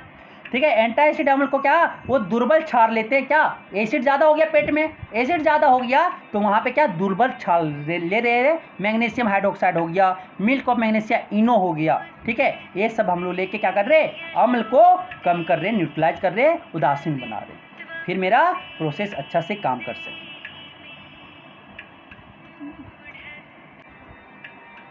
अब क्या होता है, दंत क्षय, टूथ कैरीज और टूथ डिके, दांत का सड़ना। सामान्यतः मुंह का जो पीएच मान कितना होता है, 5.5 रहता है। यदि इसका मान 5.5 से क्या हो जाता है, कम हो जाता है, तो दांत का सड़ना स्टार्ट हो जाता है, प्रारंभ हो जाता है। दांत को इनेमल दंतवलक कैल्शियम फास्फेट का बना होता है। किसका बना होता है, कैल्शियम फास्फेट का। जो दांतों का इनेमल है वो कैल्शियम फास्फेट का बना होता है। मीन्स क्या है, बेसिक है। जो शरीर का सबसे कठोर पदार्थ है, जो शरीर का क्या है, सबसे कठोर पदार्थ है। यह दांतों की बाहर से बचाव करता है। वो जो है दांतों के बाहर से क्या करता है, बचाव करता है। जब मुंह का पीएच 5.5 से कम हो जाता है तो यह धीरे धीरे क्या होता है, संचारित होने लगता है, हटने लगता है। तो इसे बचाने के लिए क्या लेना पड़ता है, कैल्शियम फास्फेट लेते हो, टूथब्रश करते हो ना सुबह सुबह उठ के, तो टूथ डिके से बचाने के लिए 5.5 पीएच से कम करने, ठीक है, उसको बैलेंस रखने के लिए सुबह सुबह आप क्या करते हैं, ब्रश करती हो। अब आता है दंत क्षय से बचाव, प्रोटेक्शन फ्रॉम टूथ डिके से आप कैसे बच सकती हो। तो भोजन के बाद मुंह साफ करने से इससे बचाव किया जा सकता है। भोजन के बाद अगर मुंह आप अच्छे से साफ कर लेते हो तो इससे आप क्या, दंत क्षय से बच सकते हो। मुंह की सफाई के लिए क्षारकीय दंतमंजन का उपयोग करने से अम्ल की अधिक मात्रा को उदासीन किया जा सकता है। मुंह में क्या, एसिडिटी है, एसिड है, अम्ल है, अम्ल को उदासीन करने के लिए क्या करना पड़ेगा, क्षारकीय दंतमंजन का उपयोग करते हैं, जिसके परिणाम स्वरूप दंत क्षय को रोका जा सकता है। और जिसके बाद वो हम क्या, दांत जो सड़ रहा है उसको हम रोक सकते हैं। अब आता है नेक्स्ट, अब आता है क्लोर अल्कली प्रोसेस। कुछ हम देखेंगे जो आपके ये इम्पोर्टेंट सॉल्ट जो बनते हैं, ठीक है, इम्पोर्टेंट कंपाउंड जो बनता है, वो हम उसके प्रोडक्ट कैसे बनते हैं, यूज क्या है, वो सब हम देखेंगे। अब आता है क्लोर क्षार प्रक्रिया। क्लोर क्षार प्रक्रिया से आप समझ आ रहा होगा कि क्लोरीन बनेगा और क्षार बनेगा, सोडियम हाइड्रोक्साइड बनते हैं। तो क्या होता है, देखो इसमें देखते हैं क्या होता है। जब सोडियम क्लोराइड साधारण नमक के जलीय विलयन से विद्युत धारा प्रभावित की जाती है तो यह अपघटन होकर सोडियम हाइड्रोक्साइड, क्लोरीन गैस और हाइड्रोजन गैस प्रदान करता है। जब सोडियम क्लोराइड आपका साधारण नमक को जलीय विलयन से क्या किया जाता है, विद्युत धारा प्रभावित किया जाता है, विद्युत इलेक्ट्रिक करंट पास करवाया जाता है, तो ये अपघटन होकर टूटकर सोडियम हाइड्रोक्साइड बनाता है, क्लोरीन गैस बनाता है और हाइड्रोजन गैस प्रदान करता है। इस प्रक्रिया को क्या कहते हैं? क्लोर क्षार प्रक्रिया कहते हैं। इस प्रोसेस को प्रक्रिया को क्या कहते हैं? क्लोर क्षार प्रक्रिया कहते हैं। इस प्रक्रिया का रासायनिक समीकरण निम्न है। जब आप सोडियम क्लोराइड साधारण नमक को सोडियम क्लोराइड को वाटर से, इसी का नाम है पूरा, ए पूरा ले लोगे तो बेरिन सॉल्यूशन बोलते हैं, बेरियर विलियन कहते हैं, बेरिन विलियन। जब दोनों को क्या करवा देते हैं? इलेक्ट्रिसिटी इसमें पास करवा देते हैं, सॉल्यूशन में इलेक्ट्रिसिटी क्या करवा देते हैं? विद्युत धारा पास करवा देते हैं। तो एक इसमें विघटन हो जाता है sodium hydroxide chlorine gas Cl2 gas और आपका हाइड्रोजन गैस में ब्रेक कर जाता है। अब आता है नेक्स्ट आता है, देखो इसका जो है आपका रिएक्शन, यहाँ पे करंट 2 इलेक्ट्रोड ले लिए, एक एनोड है एक आपका कैथोड है। एक में क्या होगा? आपका क्लोरीन गैस, एनोड पे क्लोरीन गैस इकट्ठा होगा और कैथोड में आपका हाइड्रोजन गैस इकट्ठा होगा। और नीचे जो आपका कैथोड में जो है उसके सामने आपका क्या सॉल्ट एक्वा सॉल्यूशन जो है NaCl डिपॉजिट हो जाएगा। समझ में आ गया तो ऐसे आपका बनता है। अब आता है सोडियम क्लोराइड का विद्युत अपघटन। जब सोडियम क्लोराइड के जलीय विलयन से विद्युत प्रवाहित की जाती है तो इसके एनोड में से क्या बनता है? एनोड में क्लोरीन गैस और कैथोड में क्या बनता है? आपका कैथोड में हाइड्रोजन गैस उत्पन्न करता है। सोडियम हाइड्रोक्साइड विलयन इसके कैथोड के पास बनता है। सोडियम हाइड्रोक्साइड कहाँ बनता है? कैथोड के आसपास जमा हो जाता है। कैथोड में हाइड्रोजन गैस बनता है और एनोड में आपका क्या? क्लोरीन गैस बनता है। अब आता है क्लोर क्षार प्रक्रिया के उत्पाद, प्रोडक्ट ऑफ क्लोर अल्कली प्रोसेस। क्या क्या बनता है? सोडियम हाइड्रोक्साइड, दूसरा क्या? क्लोरीन गैस, तीसरा क्या? Hydrogen gas. सोडियम हाइड्रोक्साइड का उपयोग, यूजेज ऑफ सोडियम हाइड्रोक्साइड का कहाँ कहाँ उपयोग करते हैं? तो इसका उपयोग धातुओं से गीज हटाने के लिए किया जाता है। जो ठीक है, धातुओं का अगर गीज हटाने के लिए क्या इसका उपयोग किया जाता है? सोडियम हाइड्रोक्साइड का। दूसरा साबुन और अपमार्जक बनाने में किया जाता है। साबुन और अपमार्जक बनाने में सोडियम हाइड्रोक्साइड का उपयोग किया जाता है। इसका उपयोग कागज बनाने में सोडियम हाइड्रोक्साइड का यूज किया जाता है, ठीक है, उपयोग किया जाता है। और इसका कृत्रिम फाइबर, ठीक है, मैनमेड फाइबर बनाने में आपका इसका सोडियम हाइड्रोक्साइड का यूज किया जाता है।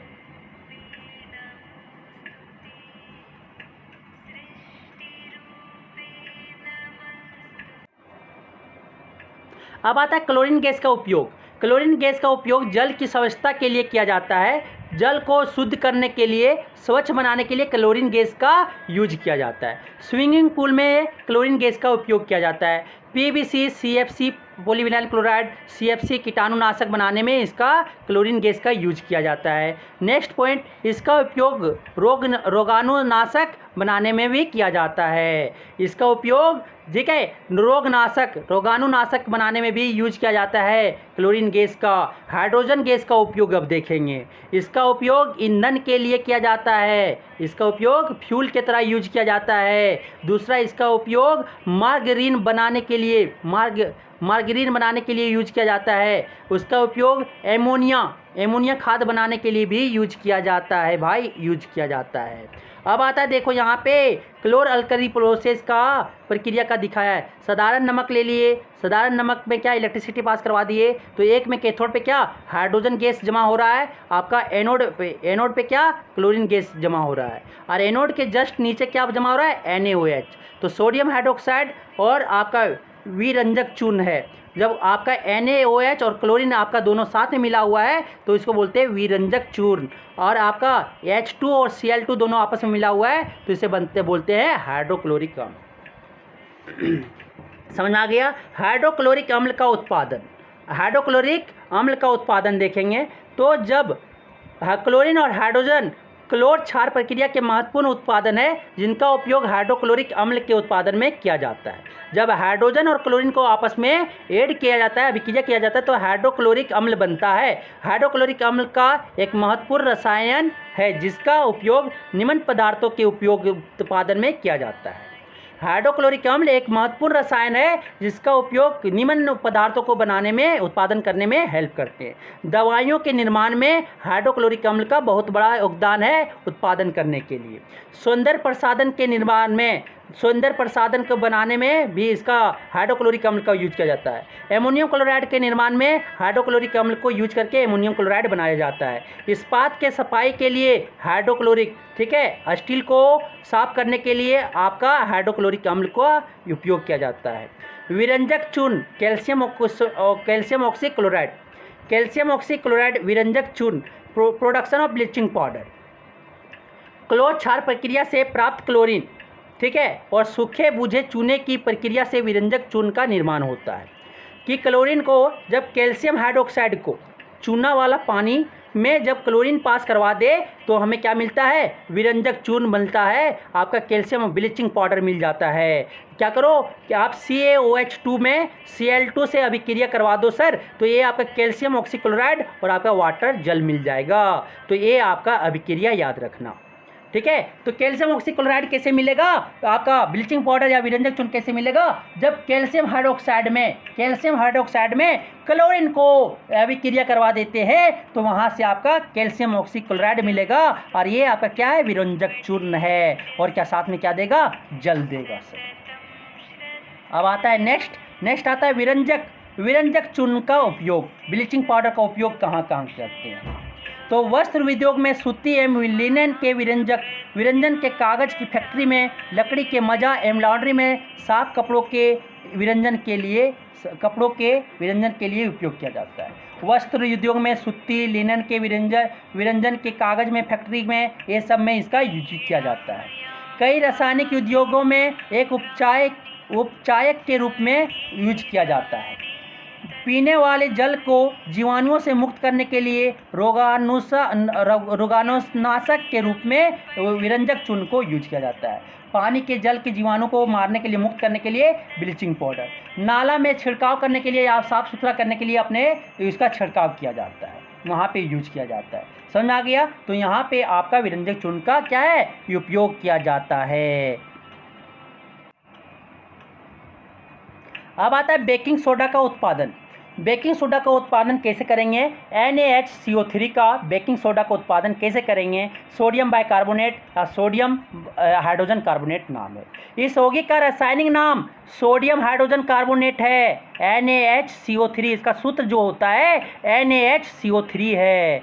कच्चे पदार्थों में सोडियम क्लोराइड का उपयोग कर इसका निर्माण किया जाता है। कच्चे पदार्थ में क्या लिया जाता है, सोडियम क्लोराइड का उपयोग करके इसका निर्माण करते हैं, सोडियम बाइकार्बोनेट को प्रोडक्ट बनाते हैं। इसका रासायनिक समीकरण निम्न है। जब सोडियम क्लोराइड को वाटर, कार्बन डाइऑक्साइड और एमोनिया ले लेते हैं सर, साथ में 4 ले लेते हैं, तो ये चारों अभिक्रिया करके एमोनियम क्लोराइड और सोडियम बाइकार्बोनेट बना लेता है। एमोनियम क्लोराइड और सोडियम बाइकार्बोनेट बना लेता है। सोडियम क्लोराइड, एमोनिया, वाटर, जल और कार्बन डाइऑक्साइड को अभिक्रिया करवा देते हैं तो एमोनियम क्लोराइड और आपका सोडियम बाइकार्बोनेट बन जाता है। यही आपका मेन प्रोडक्ट है और इसी का नाम आपका बेकिंग सोडा है सर। इस प्रक्रिया के 2 महत्वपूर्ण उत्पाद हैं, एक एमोनियम क्लोराइड और दूसरा बेकिंग सोडा। इस जो प्रक्रिया में हो रहा है 2 मुख्य उत्पाद है, एक आपका एमोनियम क्लोराइड और दूसरा बेकिंग सोडा। बेकिंग सोडा का उपयोग कहाँ कहाँ किया जाता है, सोडा का उपयोग आमतौर पर रसोई घर में स्वादिष्ट खस्ता पकौड़े बनाने के लिए किया जाता है। घर में अगर पकौड़ा बन रहा है, पूड़ी बन रहा है, तो थोड़ा सा बेकिंग सोडा डाल दो, कार्बन डाइऑक्साइड से आपका क्या हो जाएगा, पूड़ी फूल के पूरा बड़ा हो जाएगा, पकौड़ा फूल के मुरमुरा हो जाएगा, खाने में वाह स्वादिष्ट लग रहा है। कभी कभी इसका उपयोग खाने को शीघ्रता से पकाने के लिए भी किया जाता है। कभी कभी इसका उपयोग खाने को शीघ्रता, तेज़ी से अगर पकाना हो, ठीक है, जल्दी पकाना हो, तो उसमें भी यूज कर दिया जाता है बेकिंग सोडा का। यह एक दुर्बल क्षार भी है जिसका उपयोग कई बार अति अम्लता की स्थिति में की जाती है या एंटी एसिडिटी संघटक भी है। मीन्स कि यार दुर्बल क्षार होने के कारण कभी कभी एसिडिटी हो जाता है, तो बेकिंग सोडा खा लेने से वो क्या करता, वो ठीक कर देता, अच्छा कर देता, उसमें भी यूज कर सकते हैं। इसका उपयोग सोडा अम्ल अग्निशामक में भी किया जाता है। सोडा अम्ल जो आप देख रहे हो ना, फायर एक्सटिंग्विशर अग्निशामक वाला में जो आपका एक बोतल के टाइप में बना रहता है, उसमें भी आपका बेकिंग सोडा का यूज होता है सर। इसका उपयोग बेकिंग पाउडर को बनाने में किया जाता है। इसका उपयोग बेकिंग पाउडर बनाने में आपका बेकिंग सोडा का यूज किया जाता है, उपयोग किया जाता है। खाना पकाते समय जब इसे गर्म किया जाता है तो निम्न अभिक्रिया होती है, निम्न अभिक्रिया होती है। तो NaH बेकिंग सोडा NaHCO3 को जब हीट कर देते हैं तो सोडियम कार्बोनेट, वाटर और क्या बन जाता है, कार्बन डाइऑक्साइड बनता है। जब सोडियम कार्बोनेट को क्या करते हैं, उसमें उष्मा हीट कर देते हैं, उसको उष्मा दे देते हैं, तो क्या सोडियम कार्बोनेट, वाटर और कार्बन डाइऑक्साइड में क्या हो जाता है, टूट जाता है, घटन हो जाता है। अब आता है धोने का सोडा। धोने का सोडा Na2CO3.10 वाटर। धोने का soda washing soda sodium carbonate है जिसमें क्रिस्टलीकरण पानी के 10 अणु होते हैं। इसका उपयोग ग्लास, साबुन, डिटर्जेंट, पेपर इत्यादि के निर्माण में किया जाता है। वॉशिंग सोडा आपका जो है सर सोडियम कार्बोनेट है। सोडियम वॉशिंग सोडा का जो रासायनिक नाम है तो सोडियम कार्बोनेट डेकाहाइड्रेट है, ठीक है, जिसमें क्रिस्टलीकरण पानी कितना, 10 अणु होते हैं, 10 अणु जल होते हैं।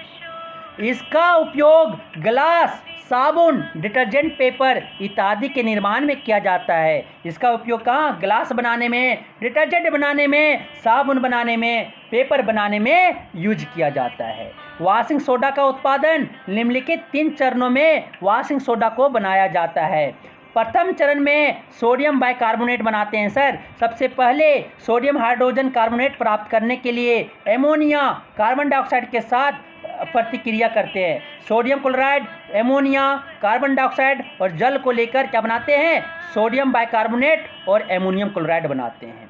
दूसरा चरण में क्या करते हैं, एमोनिया का आपका जो है सोडियम बाइकार्बोनेट जो बना वो सोडियम बाइकार्बोनेट को लेकर उसको गर्म करता है। गर्म करने के बाद क्या बन जाएगा, सोडियम कार्बोनेट विघटित हो जाएगा, सोडियम कार्बोनेट में विघटित हो जाएगा। तो सोडियम बाइकार्बोनेट को जब गर्म करते हैं सर तो सोडियम कार्बोनेट, वाटर और क्या बन जाएगा, कार्बन डाइऑक्साइड बन जाएगा।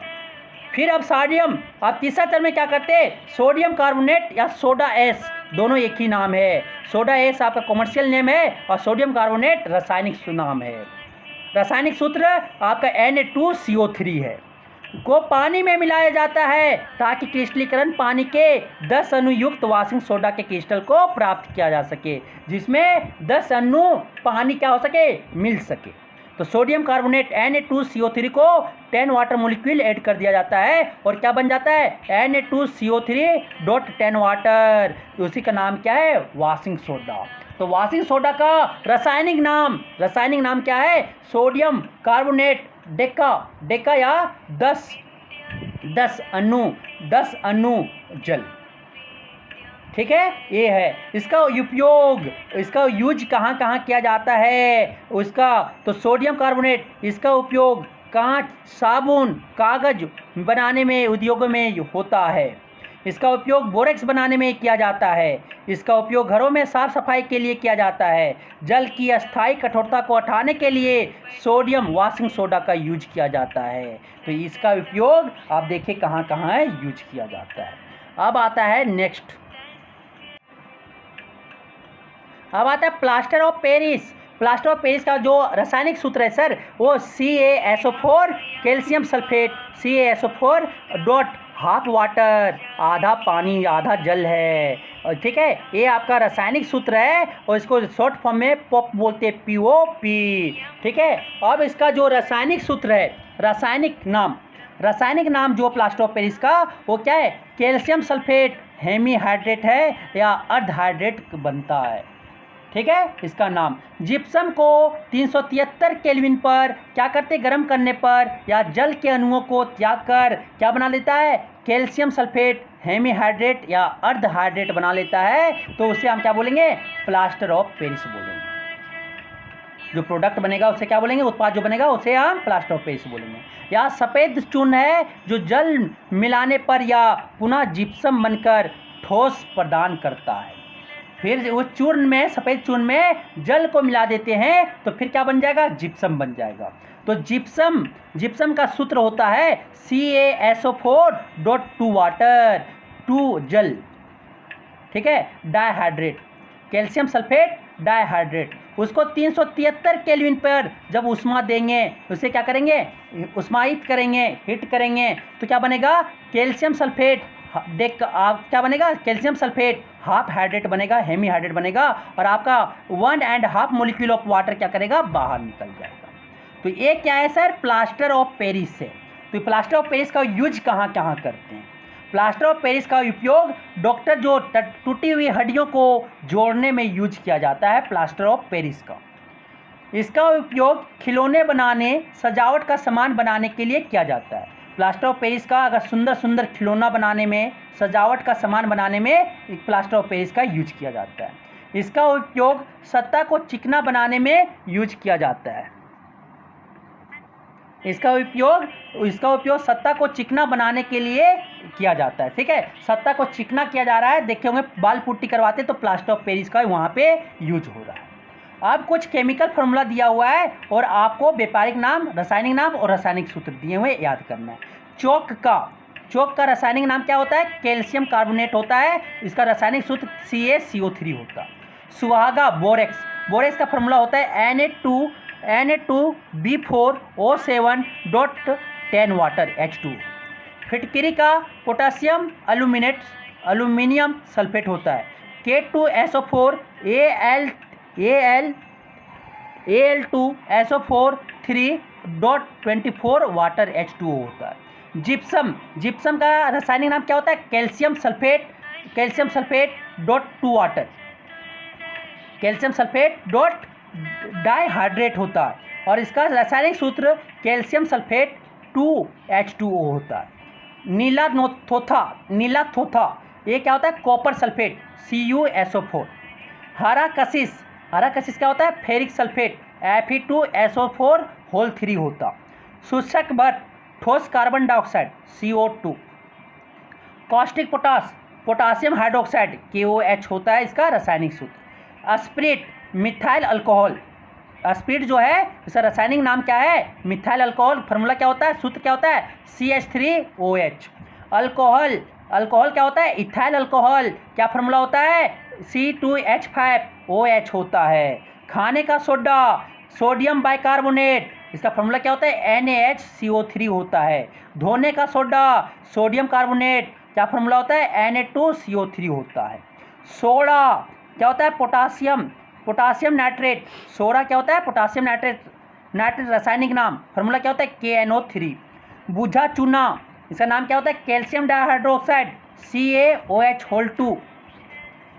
लाफिंग गैस क्या रासायनिक नाम, नाइट्रस ऑक्साइड N2O। अब आगे क्या है, आगे है लाल दवा क्या होता है, पोटासियम परमैंगनेट, उसका नाम क्या है, KMnO4। चूना कैल्शियम ऑक्साइड CaO। लाल सिंदूर लेड पर ऑक्साइड Pb3O4। लाल सिंदूर लेड, ये जो सिंदूर लगाते हैं ना लड़कियां माथे में, आप पूजा जो करते हो लाल सिंदूर, ये क्या होता है, लेड पर ऑक्साइड होता है। इसका फार्मूला क्या होता है, Pb3O4। नौसादर ammonium chloride NH4Cl। TNT trinitrotoluene, इसका फार्मूला आपको याद करने का जरूरत नहीं है 10 में, अगर करना चाहते हो तो कर सकते हो। मंड स्टार्च का C6H10O5। अंगूर कास्त ग्लूकोज का फार्मूला क्या होता है, C6H12O6। सिरका एसिटिक अम्ल क्या होता है, CH3COOH। Slate silica aluminium oxide Al2O3 2SiO2.2H2O होता है। तो इस तरह से आपको सारे रासायनिक नाम, ठीक है, कॉमर्शियल नेम, ठीक है, व्यापारिक नाम और आप केमिकल सूत्र, रासायनिक सूत्र याद कर सकते हो। और इस तरह से आपका लवण, ये क्या चैप्टर, कौन चैप्टर था आपका, अम्ल क्षार लवण आपको समझ में आ गया होगा। Thank you.